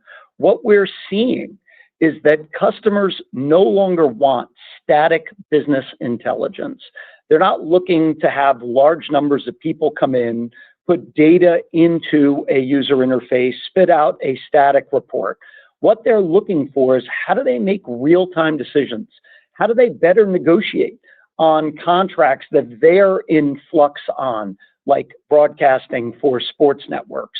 How do they figure out how to better invest marketing dollars and develop retail partnerships, like with energy drink companies and so on and so forth? So we're actually getting pulled into the ZBI use cases more than we've been selling them in. And we're now sort of doing a combination of both together. Jason and investors in the call, we've included slides in the earnings supplemental, to David's point, to bring those existing customer BI use cases to life. It's actually slides 32 through 38. And David mentioned there's dozens of customers spanning real estate intelligence, customer experience, market sizing, loyalty growth, business expansion, and business measurement, just to name a few. Wonderful. Thank you, guys. If you find that your question has been answered, you may remove yourself from the queue by pressing star 2. We'll go next to Matt Swanson with RBC Capital Markets. Great. Thank you so much. David, we talk a lot about that transition from Zeta Who to Zeta Why to Zeta Now. Can you just talk a little bit about when you get names like OpenAI and Palantir and Snowflake? It's probably about as good of a trio of partners in this day and age as you could find. How that helps you in your kind of go-to-market process of skip the evangelizing, but also what it can do for initial deal sizes. Yeah, thanks, Matt. I would tell you that it has been game-changing for us. I mean, the two engagements that we signed with Palantir happened in real time. The Palantir guys walked us into two of the largest advertisers in the world, and literally we walked out with some of the largest test case and use cases we've ever had as a company, based on the fact that they chose us to be their marketing platform partner. And if you listen to Alex's remarks yesterday, they are over-indexing on partnerships. One of the interesting things that I don't think people understand is that, the Palantir relationship will be one of the biggest we've ever done, because there isn't a boardroom today that doesn't know who they are and isn't interested in use cases that they can do with them. With us as their marketing partner, it's become an incredible entry point. And if you look at the number of customers they published just yesterday, that is the number of marketing opportunities we effectively have in partnership with them. Add into that the OpenAI relationship, which has been one of the biggest we've ever signed, and the Snowflake evolution, we are seeing more at bats than ever. If you saw the 17% growth in super scaled customer count, that's not even the beginning of what we're going to be doing with these new partnerships. In the evolution from Zeta Who to Zeta Now, these are game changing, even when we're not in the room with the Palantir, OpenAI, and Snowflake people. When we're out there, we're coming into meetings now, and the first thing I get is, wow, how did you get that deal done? And I have to say to them, which one? And we all laugh and sort of move on. But I think this is sort of, as they said in the movie Casablanca, the beginning of a beautiful friendship.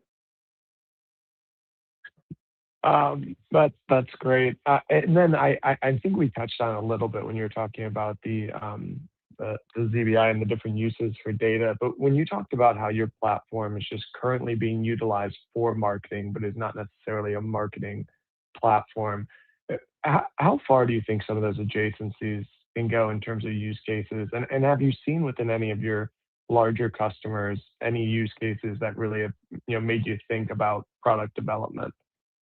Yeah, well, every day we're getting asked questions by our largest clients. Can you help us fix this problem or answer this question in a way that we've never thought of? And it's causing just an incredible amount of excitement. I think it's important to note that if you look at the first quarter of this year, we were super proud to announce that using our internal workflow management tool, Spade, we were able to literally automate 75% of all new code generated. If you look at the update, the actual number for Q2 was 89.6%. I think we rounded it to 90 in my prepared remarks. But this is changing the game for how we take interaction with clients and turn it into product development almost in real time. And if you look at this very large sports league that is using us, we were looking and we were in the room with them and their CMO, and they're like, listen, how do we better negotiate our streaming rights with the two partnerships that are coming up for bid? And how can we equate viewership and mind share for they own multiple products, multiple leagues that are owned by one holding corporation. How do we help them to better show it's not just who's watching it in that moment, but it's the halo effect that comes for the broadcaster by having them on? And we were able to put together a solution in hours that came back and they believe will result in millions of dollars of incremental revenue to them on the renegotiation of those streaming contracts. So it then becomes a flywheel, because then we get part of the marketing for those streaming rights. So it really becomes a major flywheel in and around the company, Matt. Thank you. And we'll go to our next question from DJ Hines with Canaccord. Hey, thank you guys. Congrats on the nice quarter. David, maybe we can just follow up on the last point. I mean, ZBI and business intelligence is a massive category, right? I mean, you talk about getting pulled into this, and there's a lot of different directions you could take it. How do you think about formally productizing some of the use cases? How do you sequence which ones make sense first? Just high-level thoughts on kind of the multi-year playbook would be interesting as you think about building out that fourth use case. Yeah, and obviously, as usual, great question, DJ. What we're seeing is that our data cloud is able to really help enterprises to make better decisions around certain things very, very quickly. We're seeing big examples inside of retail. What products should they be moving into retail? How do they use co-op dollars and marketing dollars to get better shelf space? And how to create deeper and more meaningful relationships with the end customer. So it starts with the business intelligence around a retail use case. You then end up identifying meaningful opportunities for them to move inventory around geographically, which retailers they should be doing more with, maybe which retailers they should invest less with. And then we end up being able to market to the end user to drive them into the retailer on behalf of the product and vice versa. So yes, we are seeing logical productization, much like we've talked about in the past, where DJ, you've heard us say, yes, our platform can help almost any vertical, but the more industry expertise our salespeople have across the 15 verticals that we operate in, the better they can sell, the higher the sales productivity per rep, and so on and so forth. We're seeing multiple use cases by vertical that we're building into the ZBI, and every new request from every customer becomes productized immediately, and that goes back to the ability to do 90% of your new code on an automatically generated basis. So it's really building a very interesting flywheel as we're growing the ZBI, not just from a revenue perspective, because by definition, it's our fastest growing use case right now because it was starting from a smaller number, but the reality is it's becoming products every moment of every day that we're adding them in from a client question perspective. Yeah, very clear. And Chris, maybe a more tactical question for you. Look, obviously we're heading into U.S. midterm cycle. I'm just curious what you're seeing in terms of political advertising demand, how much visibility you have there today, and kind of how that feeds into the guidance. Well, from a guidance perspective, DJ, we've held to that consistent political candidate guide of $7 million in the third quarter and $8 million in the fourth quarter purposely, because we wanted what to come through in the numbers was as the strength of the business unfolds in the actuals, the raise is all tied to the strength of the core business as well. The visibility is good in terms of we expect it to be very robust.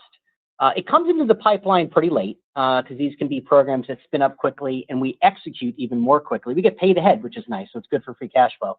But we're optimistic that the number we have in there is conservative. And we've got, for the full year guide, is maintaining our normal level of conservatism. So despite this being the largest raise of the year of $33 million in revenue, it still maintains our normal 2 to 5% cushion. I think it's also important to note, we raised revenue by $33 million, we raised free cash flow by $20 million. So you're seeing a disproportionate percentage of incremental revenue into this business at this point drop to the bottom line. You saw 170 basis point increase in operating margin, and you saw a meaningful increase in free cash flow at 73% growth. Yeah. Thank you, guys. Thanks, DJ. And we'll move next to Ron Josey with Citi. Hi, this is Jake Halleck on for Ron. Congrats on the great quarter, and thanks for taking my questions. So my first is on the OpenAI partnership. So curious, how deeply is OpenAI integrated into Athena and Zeta's broader platform? Could you help us better understand the capabilities Zeta brings to OpenAI's ads ops? And is there a direct revenue opportunity associated with either side of that partnership? Yeah, so that's a three big questions, Jay. But let's start with OpenAI powers the voice component of Athena. No large language models ever see the data in our data cloud or our client's data. We keep all of that totally and completely safe. And now the data cloud is built on Foundry with Palantir's ontology. So you're looking at a really interesting use case. What does OpenAI bring to Athena? It personalizes Athena. So now Athena gets to know the user at the enterprise better and can begin to understand what questions they have before they even ask them and help them better navigate to outcomes instead of having to navigate a platform the entire way. As it relates to the integration to their ad platform, we are actively serving ads, and it is a meaningful revenue opportunity. It is also scaling very, very quickly. I think it's also, as Chris pointed out, part of the conservatism we've put in going into the year, where we really haven't included pretty much anything from either Palantir or OpenAI as it relates to our forward guidance. And, you know, next week we have a follow-up meeting with OpenAI. We've got 20 people in a room, literally brainstorming what else can we do together. I think they consider us one of their most important enterprise partnerships, and we certainly look at them in the same way. Thanks. That's so helpful. And I know it's a three-parter, but can I just sneak in one more here? You did appreciate the update on the 90% of new code generated through AI and Athena operating largely on in-house inference. Could you just touch on how those capabilities and that AI code is changing your product development speed? It's just, I mean, accelerating it at a pace that I never thought humanly possible, Jay. When you look at the fact that, yes, we increased operating margin by 170 basis points, we added engineers in the quarter.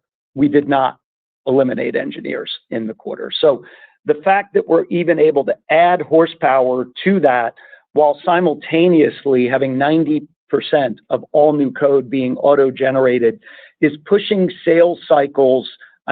pushing development cycles, I should say, to what would have been years at one point to what is now months, and new products inside of the ZBI as we productize it to hours versus what could have been months in the past. I think when we get to Zeta Live on October 8th, we're going to have a massive unveiling that I'm incredibly excited about. That's a product offering that will continue to evolve Zeta as a company in a very meaningful way. And it's something that would have taken years that we're now going to be able to have done in months. Thanks a lot, David. Appreciate the color. And our next question comes from Elizabeth Porter with Morgan Stanley. Great. Thank you so much. So I just want to do another follow-up on ZBI and how that's changing some of the market opportunity. You know, we used to talk about Zeta having 1% of the marketing wallet, but an opportunity to be closer to 10%. Just as you're going kind of beyond marketing to the broader business intelligence, how should we think about the wallet share that's up for grabs and how that changes with ZBI? And just as a follow-up, how should we think about the sales cycles as you expand from more of a CMO-focused product to just broader touch points across the organization? Elizabeth, let me start by saying welcome back. We've missed you. Thank you. You're welcome. From a ZBI perspective, I want to be clear, we're still looking to get to 7 to 10% of our clients' marketing wallet share. That's not changing. We believe that we are on our path to building a $10 billion business with a 30% operating margin, with the vast majority of that dropping to free cash flow on the marketing component of our business alone. When you look at the ZBI and the opportunity that it's opening, what we're seeing, and what really happened, Elizabeth, is we started getting pulled in that direction by our clients at first.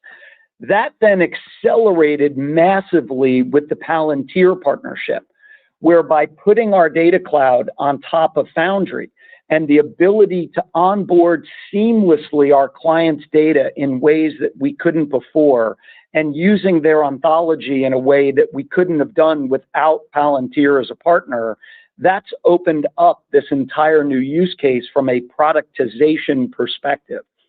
I think we're going to look at two different sales cycles.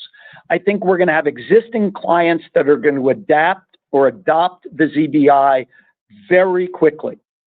Then I think we're going to have new clients that we're going to go out and get, where you're going to start with the CIO or the CTO, and that could take a little longer. As you know, our normal product cycle is anywhere from 90 to 180 days.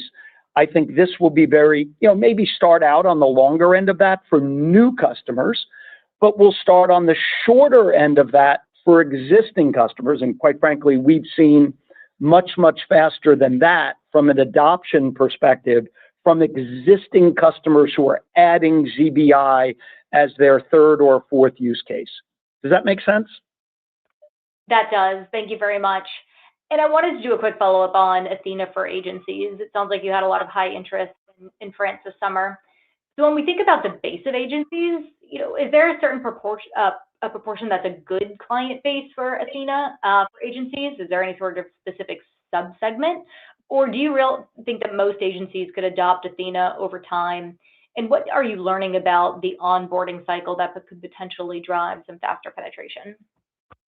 So to answer your question, I was shocked because I thought it would really start at the mid-size agencies from an entry point perspective. We're actually seeing the larger agencies adopt it faster and at scale very, very quickly. It really changes the game for them from a navigation perspective and the ability to showcase for their customers our data cloud and the ability to drive substantially higher return on marketing spend. As you know, Elizabeth, we always talk about we deliver, according to Forrester, 600 to 700% return on marketing spend. We're seeing clients who are adopting Athena at substantially higher rates than that. In partnership with a very large agency that adopted Athena and a very large airline, we're seeing that airline today at a 1,400% return on marketing spend, post the agency bringing Athena in and us putting together the project together. So I actually thought it would be small to mid-size. It's starting very, very large, and it's scaling, quite frankly, a little faster than we expected. Great. Thank you. And we'll move next to Arjun Bhatia with William Blair. Perfect. Thank you, and I'll add my congrats on a great quarter. David, I'm going to start with you just on Palantir. It sounds like, obviously, you did the tech migration and you're on board on Palantir, but it also sounded like you're closing some deals already on the cross-sell. So would be curious to hear just what that pipeline looks like into Palantir's commercial customers. And, just as you look across different verticals, are there any inside that commercial base that get you more excited than others from an opportunity perspective? Yeah, I'll be honest. I've publicly said that I plan on doing the first 20 deals in partnership with Elias Davis, who's become a very good friend of mine, who's one of the top guys at Palantir, reports directly into Alex's office. And we've been going out, and I would tell you that if I put the numbers of the deals we're working to into our pipeline, it would artificially skew our pipeline up too much at this point. It is that big an opportunity. So I'm sort of working on it on an internal pipeline that I'm running in my own office at this point. I'm embarrassed to say I'm doing it inside of Claude. But the reality is that this is maybe the biggest opportunity we've ever had in front of us, certainly the biggest opportunity we've ever had from a partnership perspective. And as you know, we have 15 different verticals that we operate against. Not one of them is a massive concentration. So when I look at their client base, I started by saying, why don't we just start with the 20 customers who spend $1 billion a year on marketing to consumers? And the list was so much longer than 20, we had to pare it back to start going out there and getting into it. The two deals we closed were at 100% hit rate. Met with 2, closed 2. We've got some other very large ones in flight, and we see this as a meaningful and very large opportunity that, as Chris said, is not baked into the numbers just yet. All right. That's great to hear. And then, Chris, maybe one for you, or I guess maybe for David also, but would love to hear sort of your updated thoughts on capital deployment with the new credit facility. And, I think you pointed out M&A as obviously a potential use case, which you've been sort of consistent on, but I'm curious if there's any sort of change in the type of acquisitions or assets you're looking at in the market. Chris pointed to me, so I'll answer it. What I would tell you is we are going to continue to focus on our 5 pillars of M&A. That is not going to change, although you can look at the fact that for us at this point, we have to continue to evolve the type of deals we've done or will do, because some of the smaller deals we've done over the years just wouldn't move the needle for us at this point. I will tell you, Arjun, you've heard me say this many times over years, I believe transformative M&A transforms both companies for the worse. So we are not looking to go do one huge transformative deal. We will continue to do small to mid-sized deals where we're adding great human capital, great data sources, incredible products that our clients want to buy, and clients that want to buy our products, and so on and so forth. This does give us optionality around the buyback. It could cause us to accelerate it in the short run, depending on how the stock trades. But the reality is it puts us in a position that we have a lot of flexibility as a company.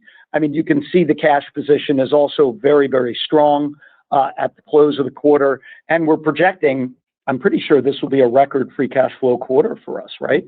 Yeah. So, we last quarter, you can do the math, we bought more than 50%, I think closer to 75+% of our free cash flow and share repurchasing last quarter. We're going to continue to buy the stock back at these prices because we think we continue to be the best investment we can make with our free cash flow is purchasing back our existing shares. All right. Very helpful. Appreciate the call. Thank you. And we'll move next to Kelly Valente with Goldman Sachs.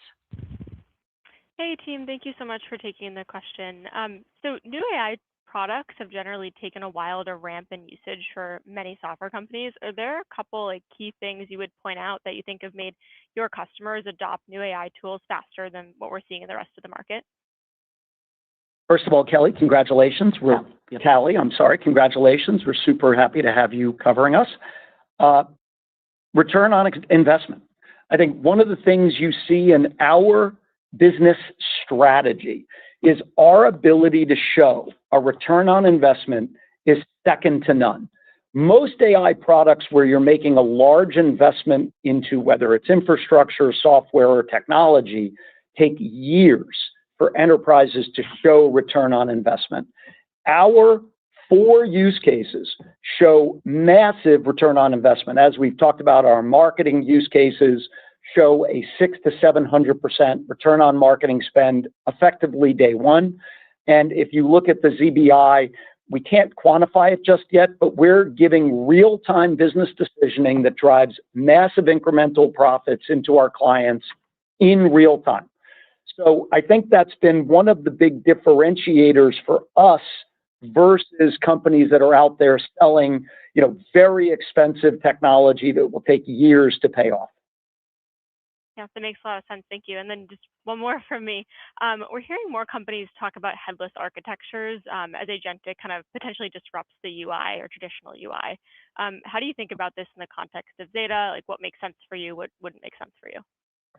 I mean, listen, we've been no code for many years around here. So when you look at what they're talking about as it relates to headless, that's not something that I think we end up dealing with on either side. I don't think it becomes a competitive force for us, and I don't think it's something that we would move into quickly from our front. What we're really focused on is what percentage of our new code can we generate and make generally available to our clients. And we've gone from what was 75% to 90% in the first quarter of this year to the second quarter of this year. That puts us in a massive competitive advantage. As our competitors are trying to catch up to where we were a year, 2 years ago, we're already moving to where they won't be able to get for many, many years. And I think our no-code architecture has allowed us to do that. Awesome. Thank you so much. And we'll take our next question from Terry Tillman with Truist Securities. Hi, this is Luke Radice on for Terry. Thanks for taking my questions.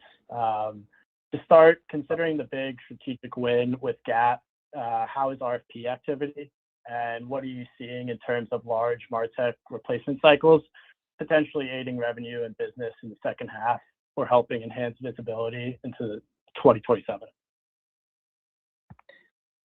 Hey, thanks for the question. Just real quick, RFP activity is very strong. You heard about the pipeline stats that we shared. That's built into the greater than 60% year-over-year pipeline growth.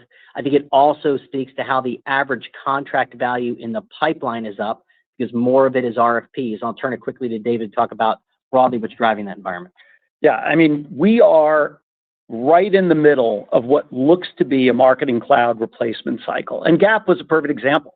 Gap had been with one vendor, Salesforce, for quite some time. There were 3 other vendors that we displaced in addition to Salesforce to become the system of record inside of Gap.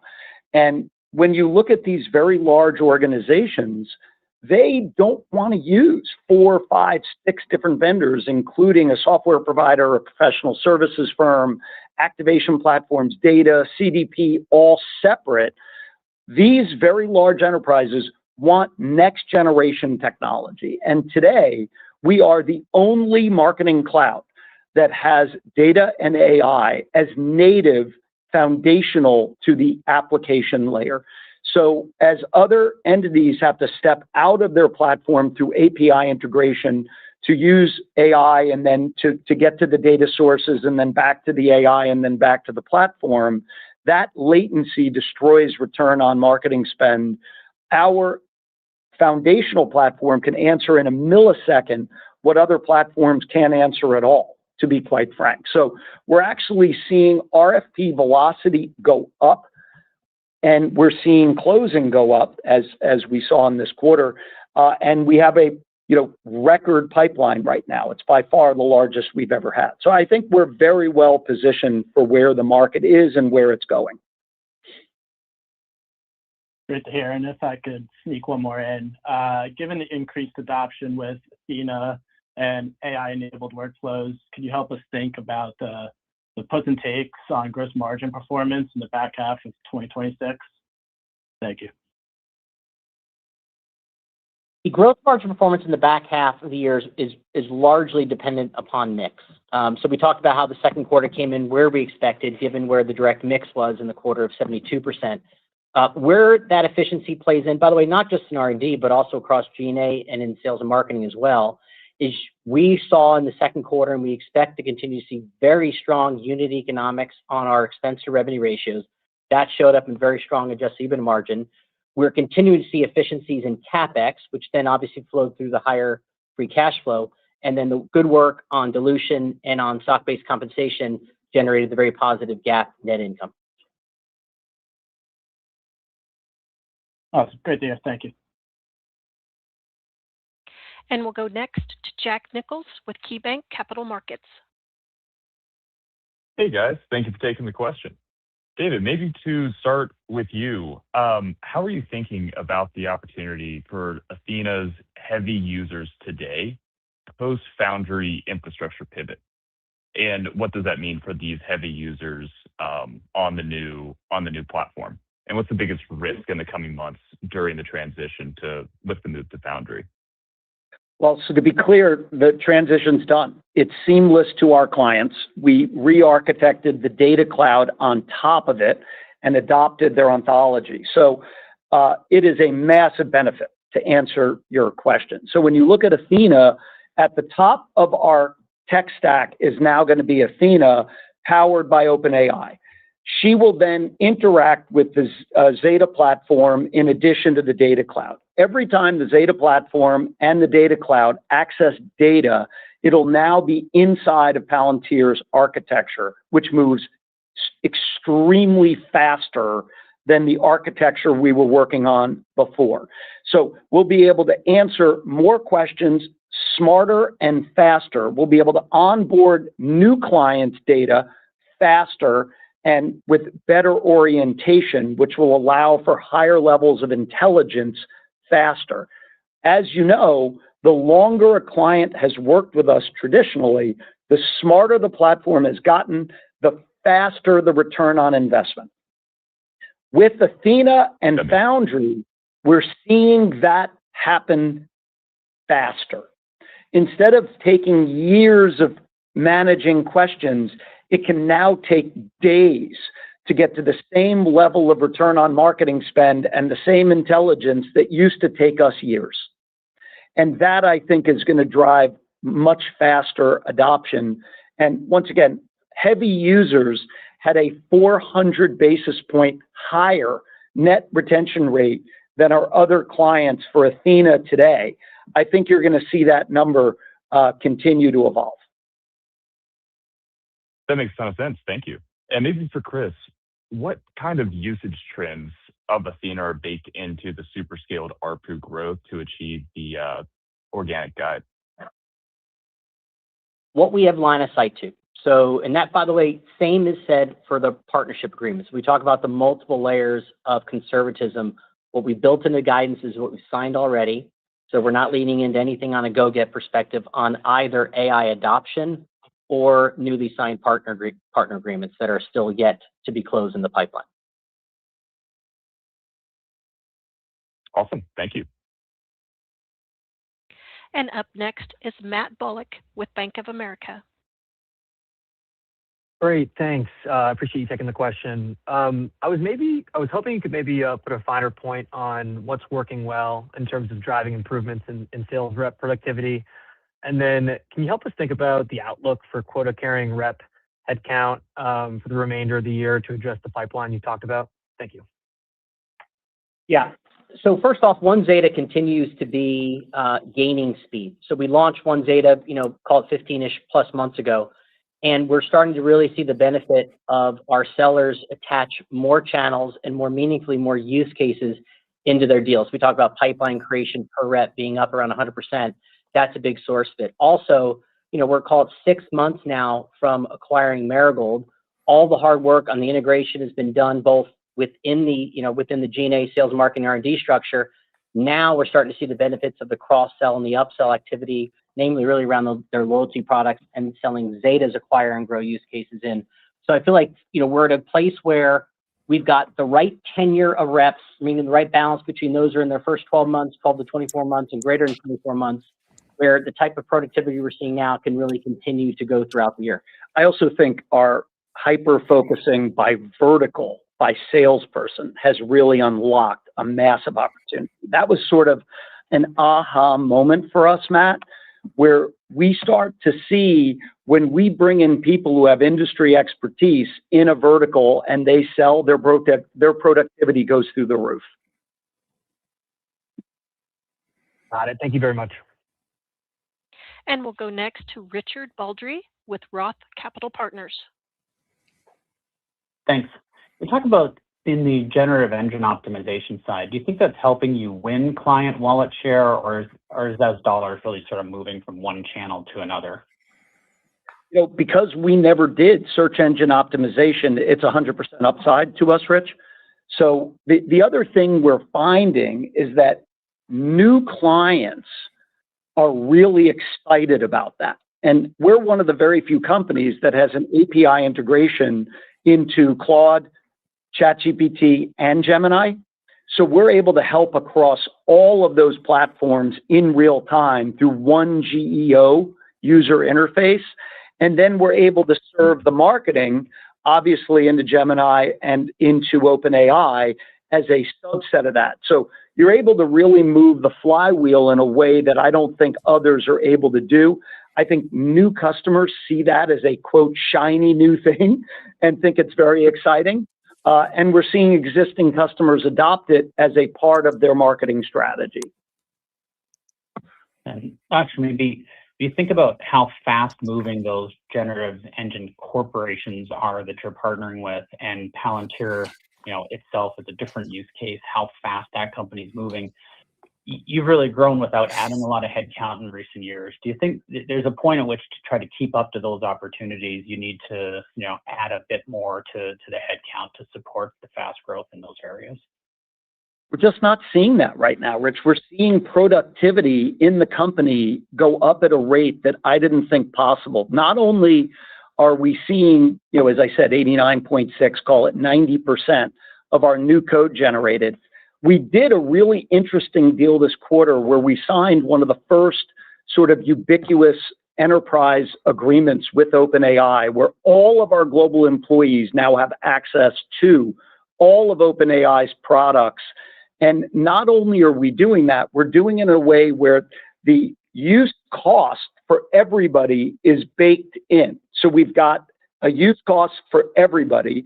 If power users go over a certain amount of token usage, the platform actually refers to their manager to approve additional token utilization. I think as we're building productivity tools like that, we're seeing sales productivity explode. At the same time, we're seeing total AI cost for the company internally well under 1% of revenue. And we think that's something that's going to continue. So I spend a lot of time on this, as you know. I mean, I think we'll add headcount, but I think we'll add headcount at a slower pace than we grow revenue.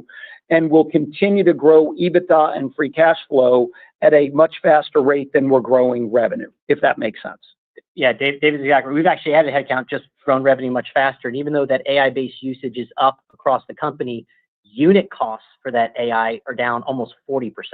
And that's because of the relationships we've been able to negotiate. Congrats on a great quarter. Thanks, Rich. I'm so proud of the team.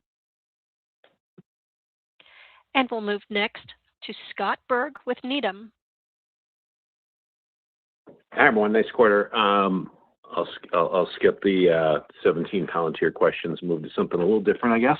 You're kidding, Scott. You don't want to talk about Palantir?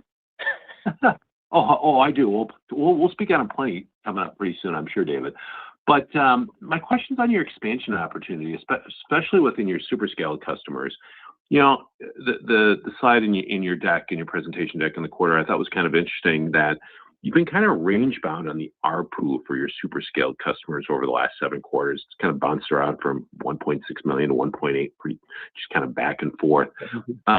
We know you guys are doing a good job of expanding with some of your customers. I'm trying to just trying to better understand that dynamic, I guess. Are some of your new customers maybe coming in with a slightly lower ARPU on that super scale level to just kind of balance that out, or maybe the metrics not reflecting some, maybe numbers or some expansion deals that we're maybe expecting in the back half of the year?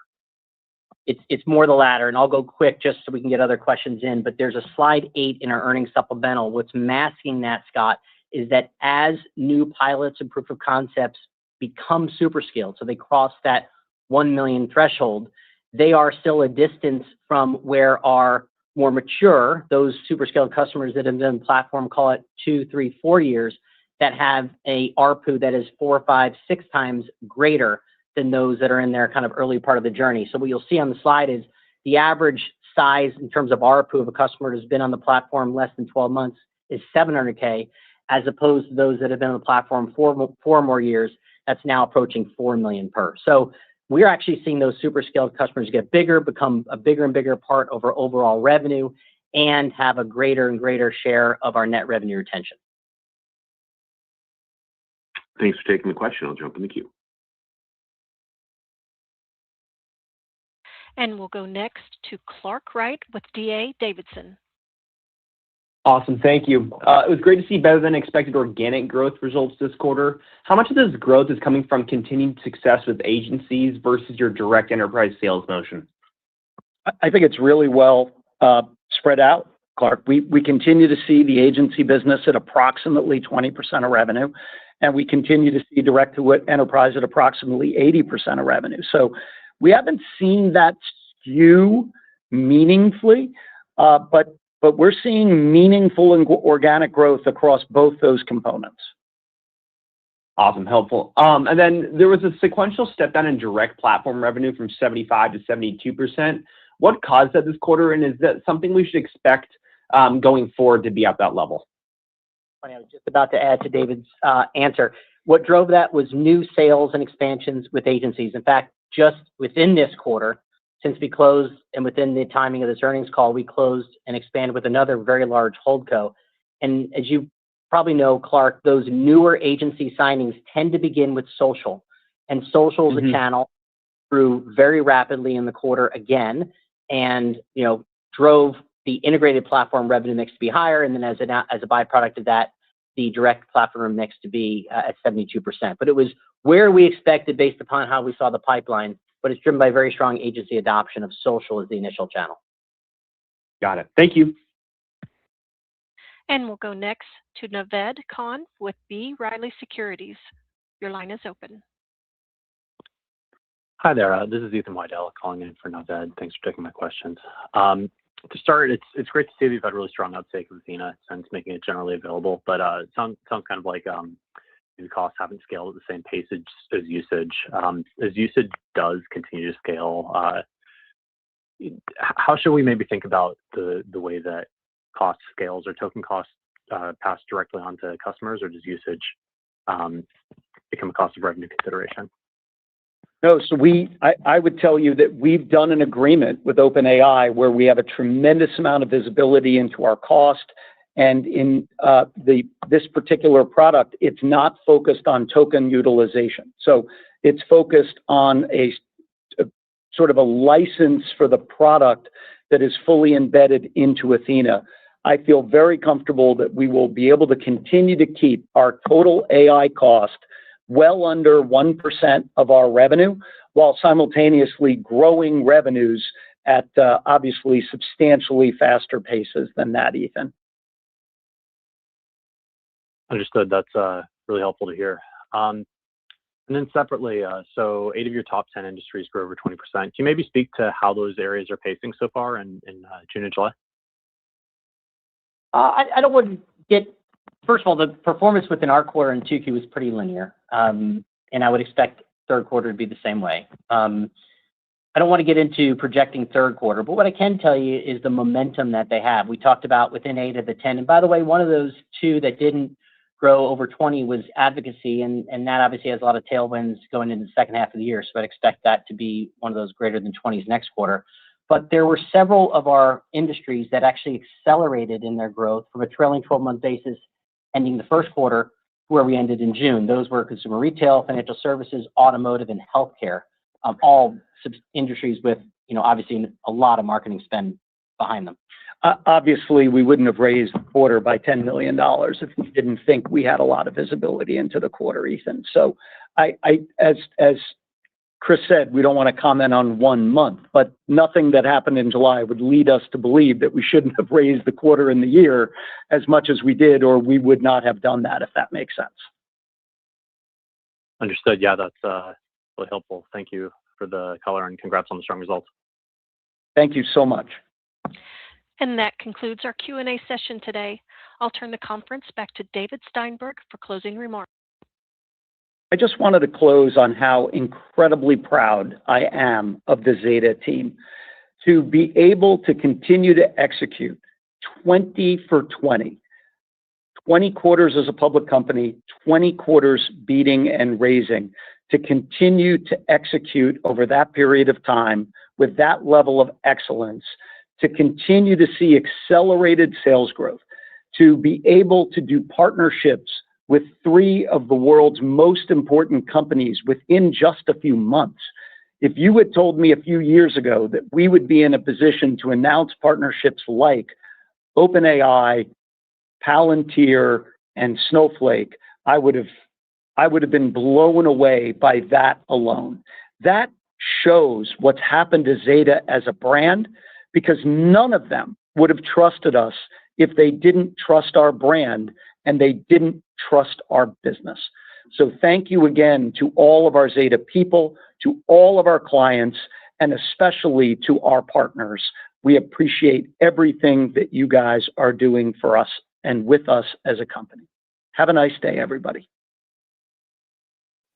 And that concludes today's call. Thank you for your participation. Wow. Are you Okay. serious? Dude. I kept spamming the buy button in after hours because I don't care if it doesn't recover quickly. If it keeps falling, I will keep buying. Like, did anybody else just hear that call? Or is it just me? Nick, did you just hear that call? Yeah. That was great. Honestly, give me 1 second here. I mean, guys, we've now covered, I don't even know how many. We've covered the past like 3 or 4 earnings calls. Never out of all these earnings calls have I heard analysts be this intrigued or heard analysts ask this many questions. And it just makes you think, are we about to see some price target rate raises this today and tomorrow? I mean, we have to see price target raises. I new mean, analysts were on there. I mean, the level of questions they were asking, how deep they were.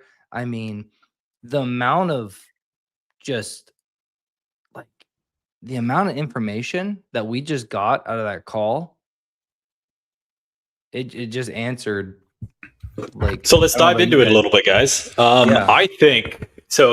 I think the elephant in the room here is David said something about Zeta Live.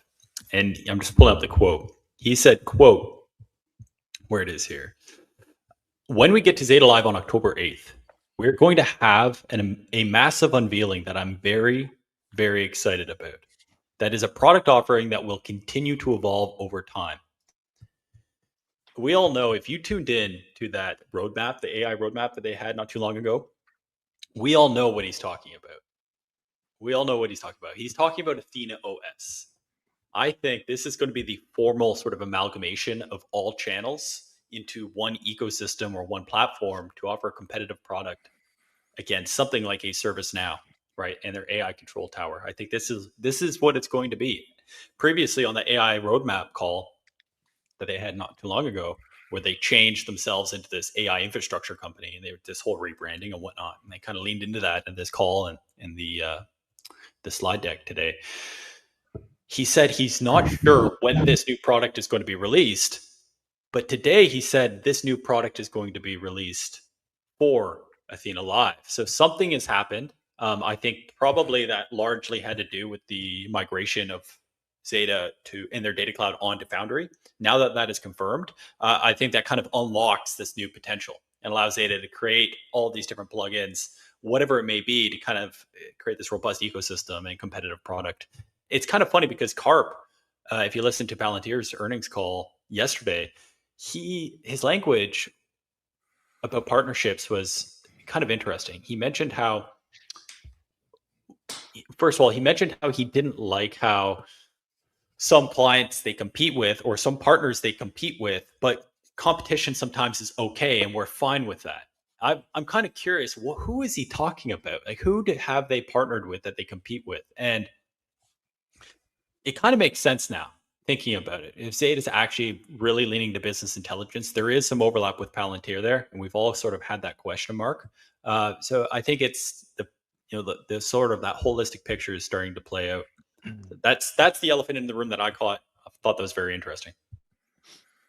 The second elephant in the room is that David literally came out and said, where is it at? Let me get this.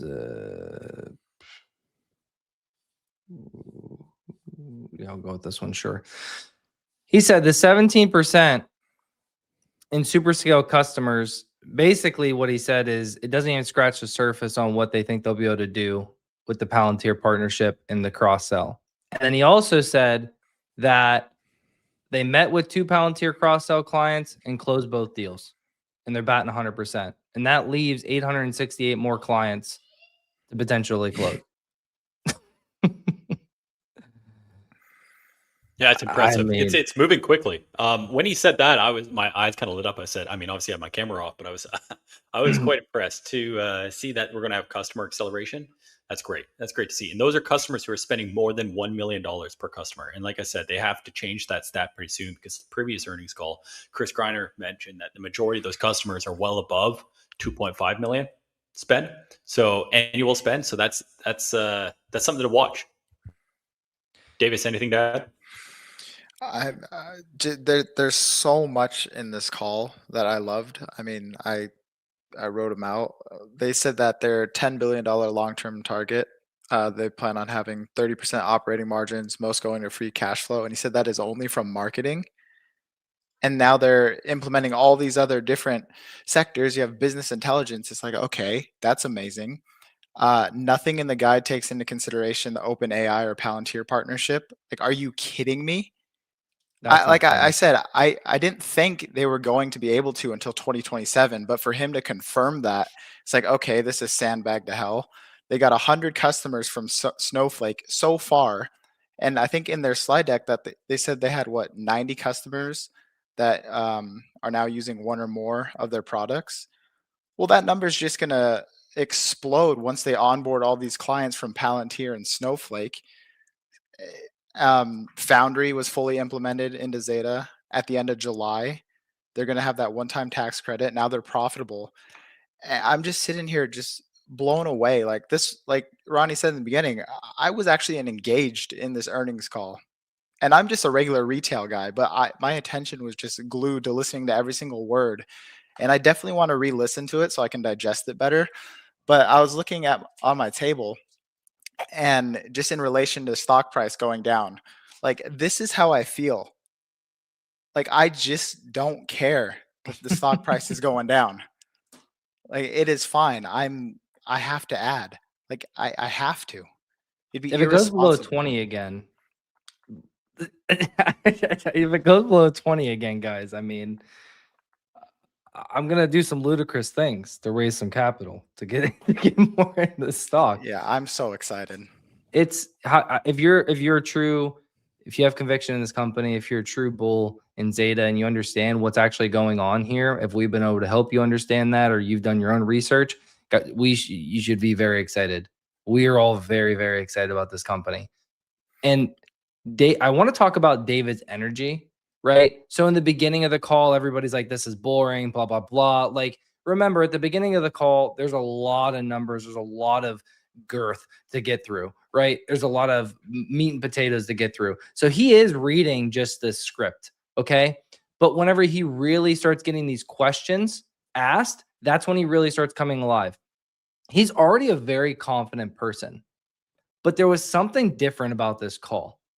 I mean, the way that he carried himself, the way that he answered these questions, it was, I don't know if you guys caught it, but it was very like, he seemed like a very excited, like temperament, very excited, very like, confident and just like kind of blown away even by what they've been able to do so far and like what's to come. Did you guys pick that up from the call as well with him answering these questions and stuff? I feel like he's like this all the time. I feel like it was different today. I mean, yes, he's a confident person, but like today it just really felt different. Like the amount of, I don't know.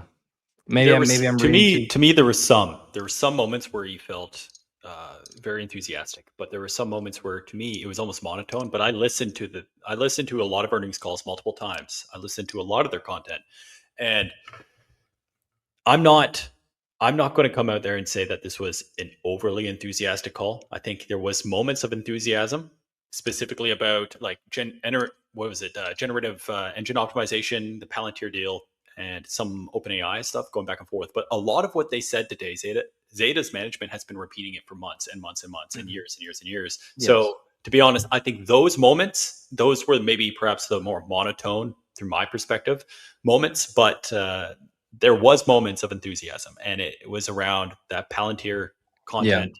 And specifically something that I noted that actually made Chris Greiner seem a little bit more enthusiastic than he normally is.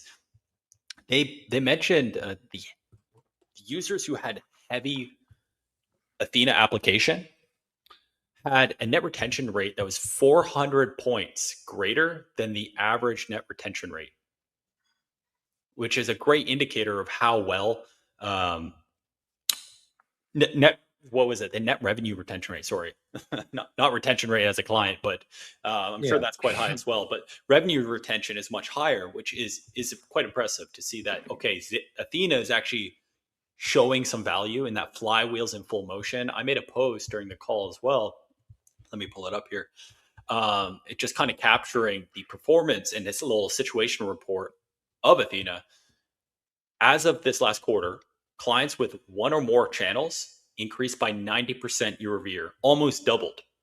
Remarkable. They had that issue before where they were trying to get clients out of a single client application into two or more.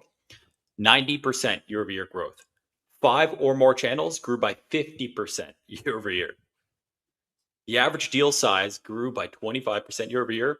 Cross-selling deals grew by 43% year over year, and total sales pipeline grew by 100% year over year. That's remarkable. That's ridiculous. It just shows you that Athena, the intent of Athena, the purpose of it is to be this free product that pushes different Zeta applications and different Zeta products and channels in front of the customer at no cost to the customer. But the moment that they subscribe or they enable that new channel, Zeta starts making revenue from this same client. So it increases ARPU significantly. Yeah, and I think we got to discuss it. I don't know what's up with some of these brokerages, but there was a lot of misinformation out there. People were saying that they missed earnings by like 80% and like all this craziness. People were sitting there like, oh, it was 15 cents of EPS expected. And like, no, like some of these brokerages were way off. And people were saying in the comments that they were getting notifications from Robinhood that they missed earnings by like 80%.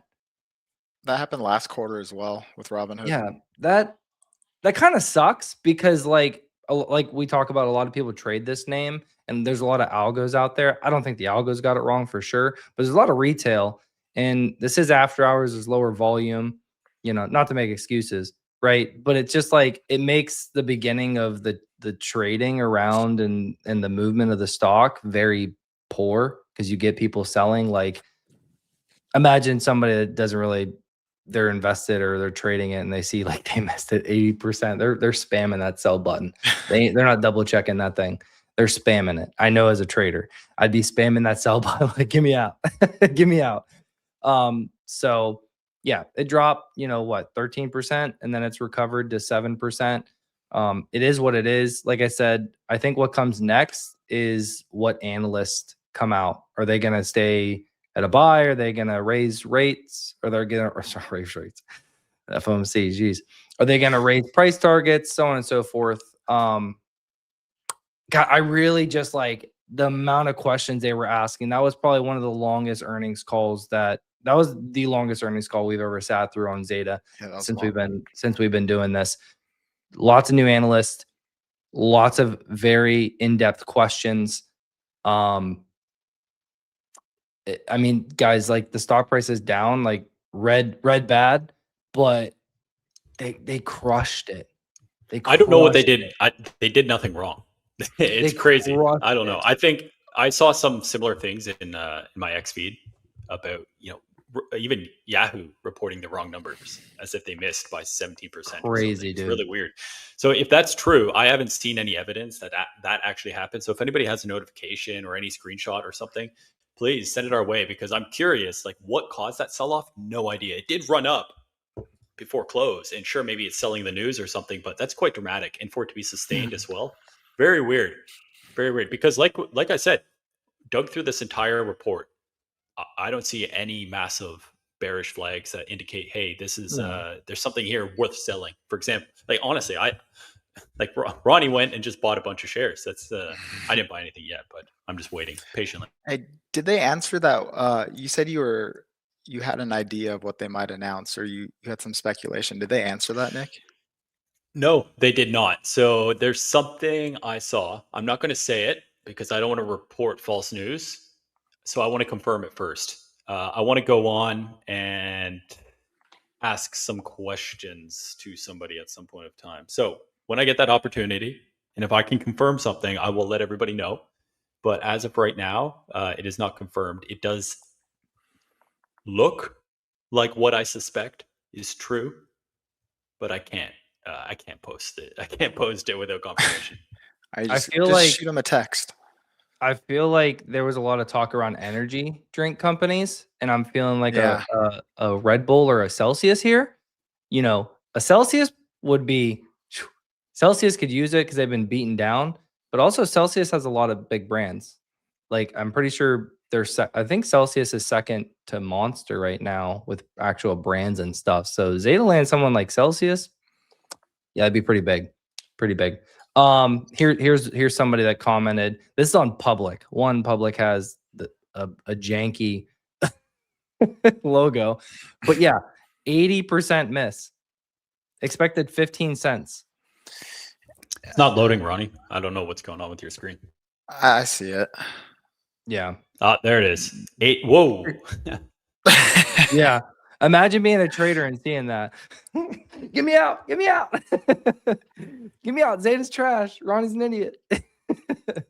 But yeah, so like this and then like the Robinhood thing. So again, not to make excuses, it is what it is. The stock can be down. That's totally fine. But it doesn't like it's never a good thing to like get a bunch of brokerages spamming their people about a stock that they own with misinformation. I mean, that's just never good. So, but whatever. You know, this is, I mean, we can all agree this, like we talked about before the earnings, like this has continuously been a journey. Most, I'm pretty sure all of us have been in this name for over a year or around it. It is what it is. People held Palantir for a very long time. People were buying Palantir at like what, 29, 25, 20, 15, 5. 10, 5. Like people kept buying like a huge drawdown from a bear market. And then eventually they got rewarded. They were called idiots. I was called an idiot. You know, it is what it is, man. Like what we do know is the fundamentals are just increasingly getting better. And I really liked your post, Nick. Eventually, they cannot deny this company any longer. When that is, I think we're definitely closer to that time than farther away from it for sure. When it is, I don't know. But I mean, they're just destroying it. And again, like you said, Davis, they're not even the guide for this year doesn't include anything Anything. Palantir OpenAI related. And that's insane because what do we know? OpenAI and ChatGPT are already running ads. Mhm. And they penned Zeta as their GEO company. And then they just said they landed 2 deals off the first 2 sales. And then I really liked where David said, and definitely the excitement, like you said, Nick, it was definitely like more around the Palantir and the OpenAI stuff for sure. There was a lot of monotone stuff in there, but yeah, I guess I was more focused on that. But you definitely like his enthusiasm around that was like you could hear it. He just sounded so confident, David sounded like you guys have no idea what's going on back here behind the curtain. Like no idea how many deals we're working with.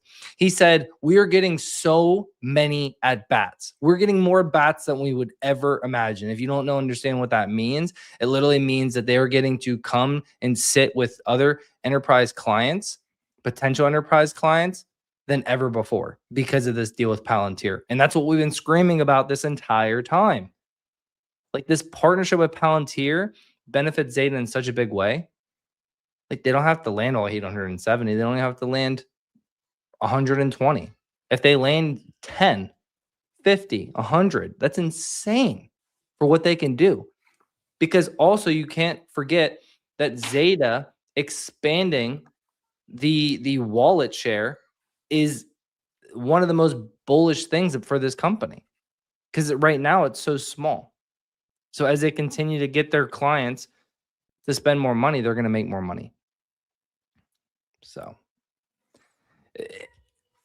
insane quarter, crushed it. I mean, it's honest. Like, yes, it is crazy that the stock price is down, but at the same time, it did run up into it. But then at the same time, this company is severely, severely, severely undervalued. It's just a marketing company, and now it has all this pizzazz around it. People still don't believe it. That's just like, you look at, I look at the comments. People just don't believe it. They still think this whole company is just like, it's just saying these things so it can get some AI hype, and then the stock price goes in their favor. And it's just like, if you're saying that, you clearly are blind. Like, you literally are not looking at the numbers and what they're actually doing, because it's all up and down everywhere. And if they were lying like that, then they would be absolute effed with a lawsuit. Yeah. So I don't think you would see these partnerships and this collaboration. No. I don't think Why would I don't think Palantir Alex, yeah, partner with them if that was the case? Why would OpenAI partnership with them? Because that would make them look so stupid. So stupid. Like, you think they didn't have investigators run up and down Zeta's numbers and Zeta's team and everything? Like, come on. It's just such stupid bear cases out there. That's how I know I'm right. I don't even care. I agree. I got to go here in a moment. I think this was a fantastic quarter to kind of summarize. I got some stuff to dig into. Like Davis said, I want to listen to it again. I didn't catch that part that Davis said where they specifically, was it David or was it Chris who came out, Davis, who said that $10 billion long-term target with the 30% operating margin? We knew this before, but he specifically said that was only marketing. That was Did Davis, David. Okay. Was that early in I the didn't call? catch that part either, honestly. Nice catch, Davis. I mean, I hope I'm not wrong now. I usually don't catch things that you don't catch. Yeah, please go back, find it, cite it. I'd love to see that. But that, to me, that's awesome long term, especially for Yeah, long term I'll investors. try That that. shows you that their base long term guide is fundamentally founded in their marketing platform, meaning that the entire business intelligence vector or revenue segment is complete upside, which is awesome to see as a long-term investor. That means their TAM expansion is remarkably large, and the opportunity is greater than we first thought. That being said, people are talking about the stock-based compensation is the one thing, the bugaboo on the earnings, and it's not going to sell off a stock 13%. No, definitely not. And again, it's like, okay, you can keep saying the stock-based compensation. Palantir did the same thing with the stock-based compensation, and then guess what? They overcame it just by crushing the numbers, and they kept doing stock-based compensation, but then they started doing crazy gap profitability and in free cash flow. And now Zeta's doing it when they literally just did the second highest stock-based compensation they've done in the last 2 years. Last quarter than this quarter. And again, I don't know this for sure. I don't know why it was so elevated, but again, I know it was elevated last quarter because of the stock-based compensation around the Marigold acquisition, giving the stock-based compensation packages to the senior leadership of Marigold to make sure that the companies sync properly. So I truly believe that it was elevated again this quarter because of the Marigold acquisition. I don't know that for sure. We don't have clarity on that. I agree, Ronnie. But I'm just going to exit sure. here. I'm going to take this note to exit here. I got to run. I got dinner coming up. But thanks for the call, guys. This was awesome. I don't see anything wrong with it. Long term, obviously, still long term Zeta's shareholder. So looking forward to next quarter. We got some stuff to announce here shortly, Ronnie. But stay tuned, guys. Lots of cool things coming up. Yeah. Yep. Nice chatting with you. I'll bro. see you guys later. Thanks for having me on, Ronnie. Yeah, man. Talk to you later. See ya. See ya. All right. David's got a couple more minutes. I Close do. it out. All right. Yeah. So, what was I just saying? Yeah, I would go ahead and assume that this was also elevated around the Marigold acquisition for the pay packages to senior leadership. I said it on multiple live streams. I said it to Nick. I said either we have a one and done stock-based compensation stock-based compensation being elevated for 1 quarter for that to cover the marigold, or it'll be, 2 quarters. But I really can't see it going past 2 quarters. And you know what kind of confirms that? What kind of confirms that is the fact that they raised their GAAP EPS for the year. Remember, right now, after a 3-cent GAAP EPS print, when analysts thought it was going to be negative 3 cents GAAP EPS, they went ahead and said, nope, actually, we're not going to do 2 to 4 cents of GAAP EPS this year. We're actually going to do 9 to 11 cents of GAAP EPS this year. Why would they literally triple or quadruple the amount of GAAP EPS that they're going to do this year if they didn't expect stock-based compensation to fall off after this quarter? Yeah, it wouldn't make mathematical sense. You see what I'm saying? Like, because No. right now they're literally dead even. Like, they're 0 cents GAAP EPS. They're not positive. They're break even. So why would you go from 2 to 4 cents GAAP EPS for fiscal year 2026 up to now? What was it? 7 to no? What was it? It was It went from 2 to 4 to 9 to 11, right? 9 to 11. And again, they keep saying that they have this 2 to 5% buffer. Mm-hmm. And 9 to 11, they're going to beat that. Yeah, they're going to raise it again next quarter. Yep. Next quarter, they're going to say, "Oh, it's not 9 to 11 cents. It's actually 13, I don't 14. know, 12 to 17%." Like, they're going to raise it again next quarter. And then by the end of the year, they're probably closer to 20% or 20 cents GAAP EPS. They're moving fast. They're moving so. Did you hear how he was talking about how fast they're moving? I mean, like, when he started talking about it, he started talking fast. He was Yeah, like, no, there's times of passion, definitely. And he was excited to talk about it too. The partnership, what they're and you doing, the team. You can't fake that stuff, You can't fake the passion and the excitement around your company. Like, let's not forget, he is the co-founder of this company. Mhm. Next to Scully, who was an Apple CEO. Like, I've talked to David multiple times. He loves this company. He loves his team. He loves what they're doing over there. And like, hearing him get excited like that, it makes me really excited because we don't know everything right now. We obviously aren't in the meetings. He just met with Alex Karp. Well, last week. Yep. He's met with Alex Karp. What was that part in the earnings, dude? Did you hear it? He literally said Alex Karp walked us into a room with the 2 biggest marketing or something like that. Did you hear that part? I did. I can't. Yeah, I don't know remember the what exact wording, but I do I gotta remember go that back and segment. listen to that. But it sounded, I don't know. It sounded big. I have to go back and Yeah, and the fact that they just partnered with it, talked to the first 2, like he said, 100% hit rate. Like they just started. And so they're expanding, their name's getting out there. Like you said earlier, they're partnering with some of the biggest companies on the planet. So it gives them credibility. People are going to look into them. People want to know more about them. I'm saying, man, that this 2027 is going to be a banger of a year. Yeah. It already is. And then you just have Palantir heating back up, and it's Mhm. just like it gets that much better.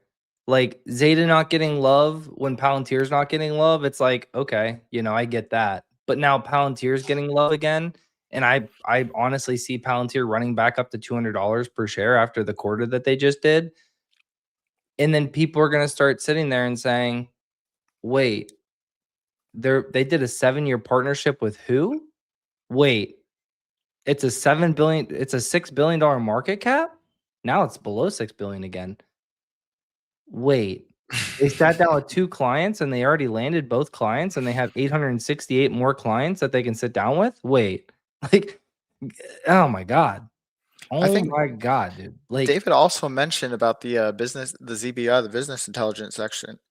He said that they can't take into accountability any revenue because they can't project it yet. And so Yeah. it's just there's I keep And saying it, but there's so much upside. They're sandbagging so much. dude, it's insane. And you know what no one's talking about? Nobody's talking about this right here. You see this ARPU? You understand that where's it at? Where's it at? Where's it at? So think about this, right? They have all these different verticals, Mhm. emailing, at like all these different verticals. And basically right now, their clients, their new and old clients are sitting there and they're starting out with 1 and then they're updating to 2 and then eventually they get to 3. You know what I'm saying? And they keep climbing and keep spending more money with Zeta as they keep proving themselves. Well, me and Nick have talked about it many times, but what happens when the business intelligence replaces all these different channels and then it's just one? So it's like, you want our product, it's business intelligence, it's Athena OS, most likely. Here you go. You can have this Athena OS complete system, and then it's not just selling, this omni-channel, that omni-channel. It's literally selling this package that is Athena OS. And it's not going to be priced as it's not going to be priced as one channel, is what I'm getting at. It's not going to be priced as one omni-channel. It's going to be priced as multiple omni-channels all in one. They're going to figure out that price. And then you sit there and then you spin up this revenue even more, because you literally aren't just selling one by one omni-channels. You're selling a whole system like Palantir does with AIP. You know what I mean? Palantir doesn't sell in these different like lanes. They sell a product to you and they say, we deliver this return on investment. Yeah. This And is what we do. and That's a their big users are just advantage. growing. So Yeah. this ARPU is gonna go crazy. My computer might die at any time, so sorry if I just disconnect. But yes, It's all good. the ARPU is gonna go crazy. Exactly. Um, Exactly, dude. yeah. No one So understands that. Like, and that doesn't, and like, and also we're not even talking, and like that gets that explodes wallet share. yeah. You know what I'm saying? That is what's going to send wallet share just to the moon. Because at that time, it's literally, hey, you can have the email omni channel, or you can just have this whole system. Mhm. And again, like, people don't understand, like, they have Palantir as their partner. You know how, like, you know how easy that is to take into a sales call or a sales meeting? Yeah, we partner with Palantir. We partner with OpenAI. Like, oh It's my gosh. incredible. It's crazy, guys. I'm so bullish. Every time I get more and more bullish on this company after these earnings calls. The stock price, dude, whatever, man. Most of you guys know me. I sat there with Oscar for over a year and it just That went up and down and up and down all around, and now it's just launching. that was Like, an impressive play on your part. I'll give you that. appreciate it, dude. But it's just patience, man. It's just like, you Mhm. don't know, like, everybody gets accustomed to like, oh, photonics, and then they buy into photonics and they run like 1,000%. Most people aren't getting the 1,000% move, but like, that's not how investing works. Like, it's just not. You're not 99% of the time, you're not going to get in a stock and then it just starts running to the moon. Mm-mm. Just I not. I've had like you know my story with Palantir. Started buying at 28, Yeah. bought all the way down to 5, and Yep. then I even wrote it from 220 down to 106. Like it Yeah. happens. It sucks, but if you actually are long term and actually study the company and know what you own, you shouldn't worry about it. And that's why I have so much conviction and practically zero worry about Zeta. Do you want to It's be fun. do you want to be the person that bought AMD at $2 and sold it at $10, or do you want to be the person that bought AMD at $2 and then trim some at $500? That's the game we're playing here, guys. Exactly. That's the game we're playing. If you want to make 5x, go ahead. If you want to make big money and you want to sit there, find conviction in companies, understand them like the back of your hand, Invest in them, dollar cost average into them. Don't go all into them. Don't be an idiot. Oh, there goes Davis. He's gone. He's gone. don't use the money that you can't afford if the stock goes down. Dollar cost average as you get a great deal on the stock price. If the stock goes lower, dollar cost average into it. Like, find the conviction first, then build out your position, and then wait, and then continue to keep up with the stock. That's it. That's it. It's what people did with AMD. It's what people did with NVIDIA. It's what people did with Palantir. It's what people did with Meta. It's what people like me did with Tesla. I bought Tesla at sub $22. I rode it to $300, $400. You have to find the conviction in the stocks. You have to find that conviction. You have to own that conviction. And you have to be able to sit there and ride the wave. And if you could do that, not get shaked out, not trade your stock in and out and try to perfectly time it. Because at the end of the day, if Zeta goes to $100 per share and you look back and say, oh man, I bought it at 22 and I sold at 24 because I thought it was going to go back to 22. What are we doing? What are we doing? Like, that's $2, a $2 difference, and it ran to $100. Do you see how dumb that is? If you're an investor, you got to find the conviction. You got to do it by studying the company. You got to understand it like the back of your hand. You got to be able to look into the numbers and understand, guys. And then you just got a DCA, dollar cost average, and you got to be patient and wait. I got called an idiot up, left, right, and center for being an investor in Tesla sub $22. You're an idiot. All the news agencies were saying this company's trash. It's just a car company, blah, blah, blah, blah, blah. And then Meta. I was buying Meta sub 150, sub 120, sub 100, sub 80, or right around 80. Oh, Meta's dead. Meta's going to zero, blah, blah, blah. Google. Oh, Google's dead. OpenAI, ChatGPT. Oh my gosh, blah, blah, blah. What was the recent? Microsoft. Microsoft's done. SaaS is done. AI is going to eat SaaS, blah, blah, blah. Palantir's done. And then it literally was just at 107. Now it's at 150 some. These aren't times you should be selling your stocks. They're times that you should be having that conviction and doubling down. That's it. That's it. All right.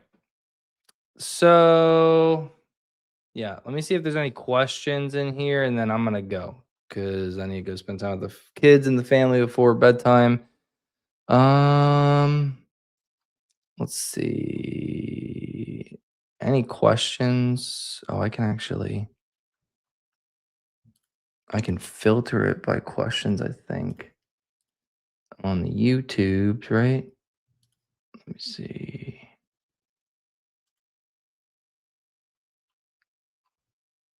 I swear there was a thing you could like filter it by questions.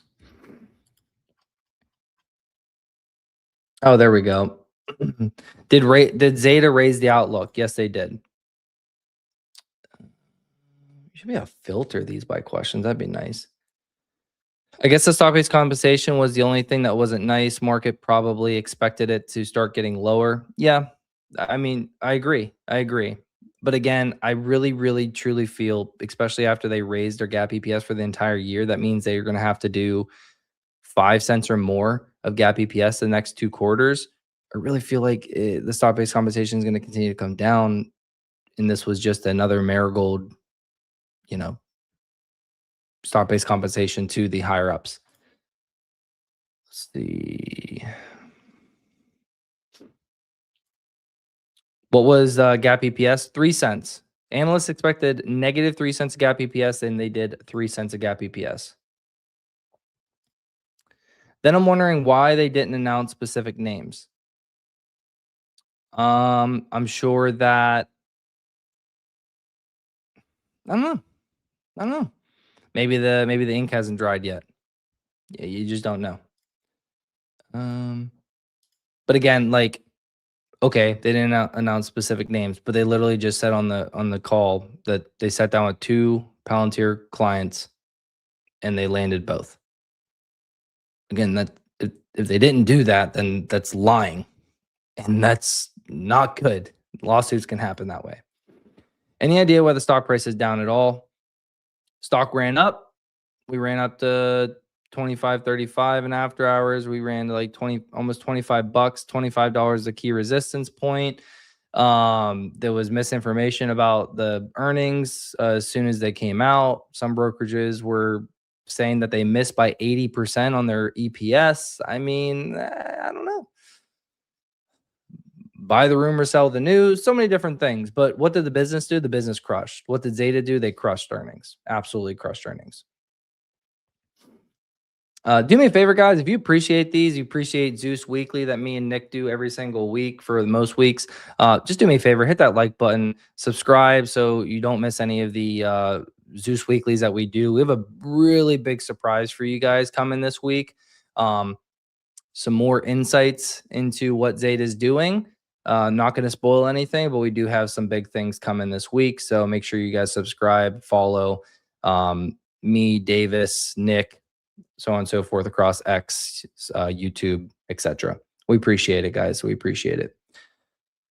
A lot of questions of why it's going down, guys. Again, I think it just answered most of that. Was there any announcements? Yeah, they said they landed multiple deals. People should have full position given the price action. Just saw that one. I mean, yeah. I mean, you could. Let's see.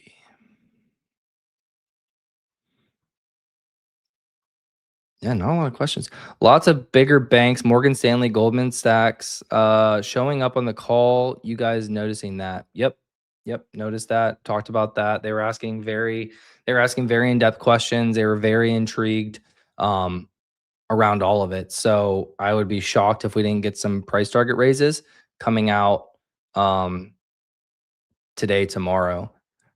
But at the same time, their price targets are between $27 and $30, and the stock price just isn't there. So typically, they're not really pressed to raise too much if the stock price really isn't there. So I don't know. I don't know. Why do people not like them doing buybacks? I think people are just like, they're doing stock-based compensation, but they're doing buybacks. But again, the stock-based compensation around the Marigold acquisition is purely to make sure that they didn't have to spend more money in capital, because I'm sure they want to use that capital for potential acquisitions. And wink, wink, they literally just restructured that $1 billion to potentially, I think, do an acquisition. Is this woman who always rating neutral to Zeta? Yeah, I don't know. Probably. See, like this. What are y'all smoking? The street estimate was 12 cents on EPS. They beat it by 5 cents. All right, let's go to newer. Oh, here we go. You guys got some questions right now. Any idea on when Zeta will prioritize profit? They're doing it right now, man. They're prioritizing profitability right now. That's why you're seeing them raise from 2 to 4 cents of GAAP EPS for fiscal year 2026 and bumping that up to 9 to 11 cents of GAAP EPS for fiscal year 2026. They know that Wall Street wants them to be GAAP profitable. They know a lot of hedge funds and a lot of institutions cannot buy this company until they report 4 straight quarters of GAAP profitability. They understand that. They're moving in that direction. And I believe this is one. And then I believe they'll do 3 more quarters of GAAP positive EPS in a row to where they get those 4 straight in a row. And then, they can have more institutions and stuff buying in. Did Robinhood glitch because the initial dump? No, I mean they should have known what the thing is. They messed up. They either were trying to report GAAP earnings, GAAP EPS, and they had estimates of Non-GAAP EPS, I don't know what they did, but they messed up big. They messed up. Are you planning to buy a bit more with this dip? I bought a couple hundred more shares in after hours when we were down like 7-8%. I was on with you guys, so I couldn't really nab these 21s or anything like that. But yeah, after what I heard, I'm buying more because it's undervalued, and like I don't have to be right today or tomorrow or next week or next month, but I'm fairly positive I'm going to be right on this company. I mean, the numbers are telling me I'm right. So I'll keep following that. Robinhood is suspect. Yeah. Well, some things I agree.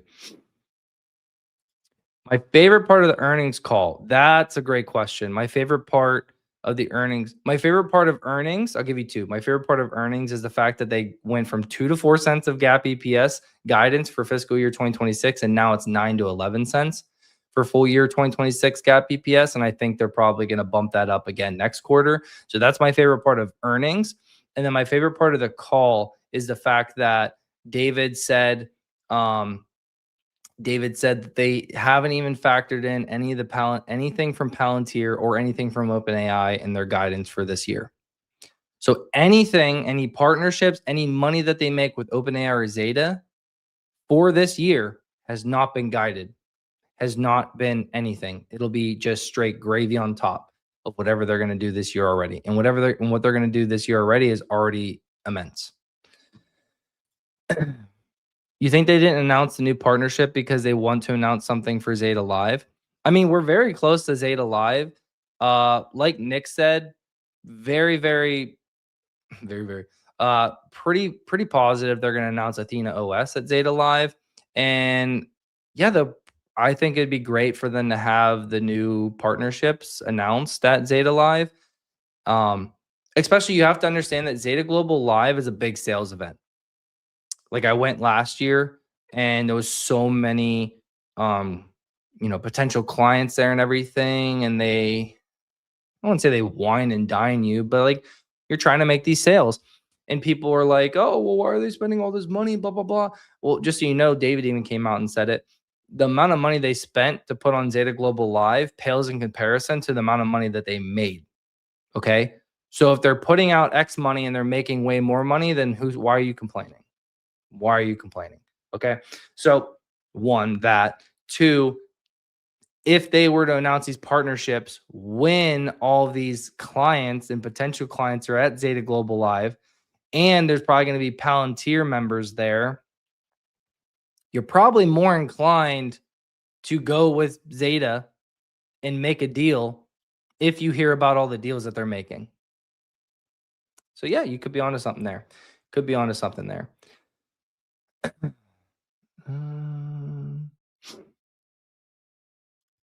Do you think that was a big reason for the drop? I mean, there's not that much, stuff happening after hours. It's definitely part of it. It's definitely part of it. Is it like the whole reason? I don't know.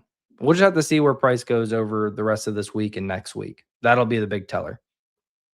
Hey, Ronnie. Just want to say I appreciate your insights and Zeta and your effort. I appreciate that, man. I appreciate that. I hope the brokerage rectify that negative 80%. Hopefully, man, because that's just ludicrous. Like you're messing with people's money. You're messing with people's money, okay? Like someone might see that and then act on that and be like, why would I be in Zeta Global anymore if they just missed by 80% and they've never missed, they've always beat and raised. Or traders, So this is ugly. I want some more, but want to buy on a red day, to be honest. Yeah. I mean, who knows? We could fall back down to 20. Who knows? If that happens, I'll definitely be buying more with you. Do you think Zeta will recover tomorrow? I mean, if we get some price target raises, then I think so. If the dip was mainly because of these brokerages with false information out there, probably, yeah. I appreciate you, Nick, and you guys have changed many people's lives with Zeta, Oscar, and so on. I appreciate that, Wyatt. Appreciate you, man. You're killing it, dude. Keep it up. Keep it up. Why is Zeta not getting respect on the market based on guidance? Should be at a higher market cap. I fully agree, Christopher. I fully agree. I like what Nick said. eventually Wall Street's going to have to take notice. Eventually they're going to have to stop ignoring this name because it's blatant. It's very, very blatant. I just joined. Was there an error? Yeah, a couple of brokerages came out and reported that they missed earnings by like 80%, so on and so forth. And that's just not the case. They didn't miss earnings. They crushed earnings. So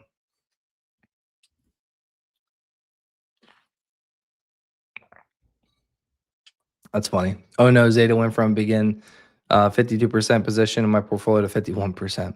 Yeah. Brutal. But all right, guys. Super awesome. I just want to thank you all. You know, I'm literally looking at this right now. This is crazy. We almost hit 20,000. Almost hit 20,000 viewers.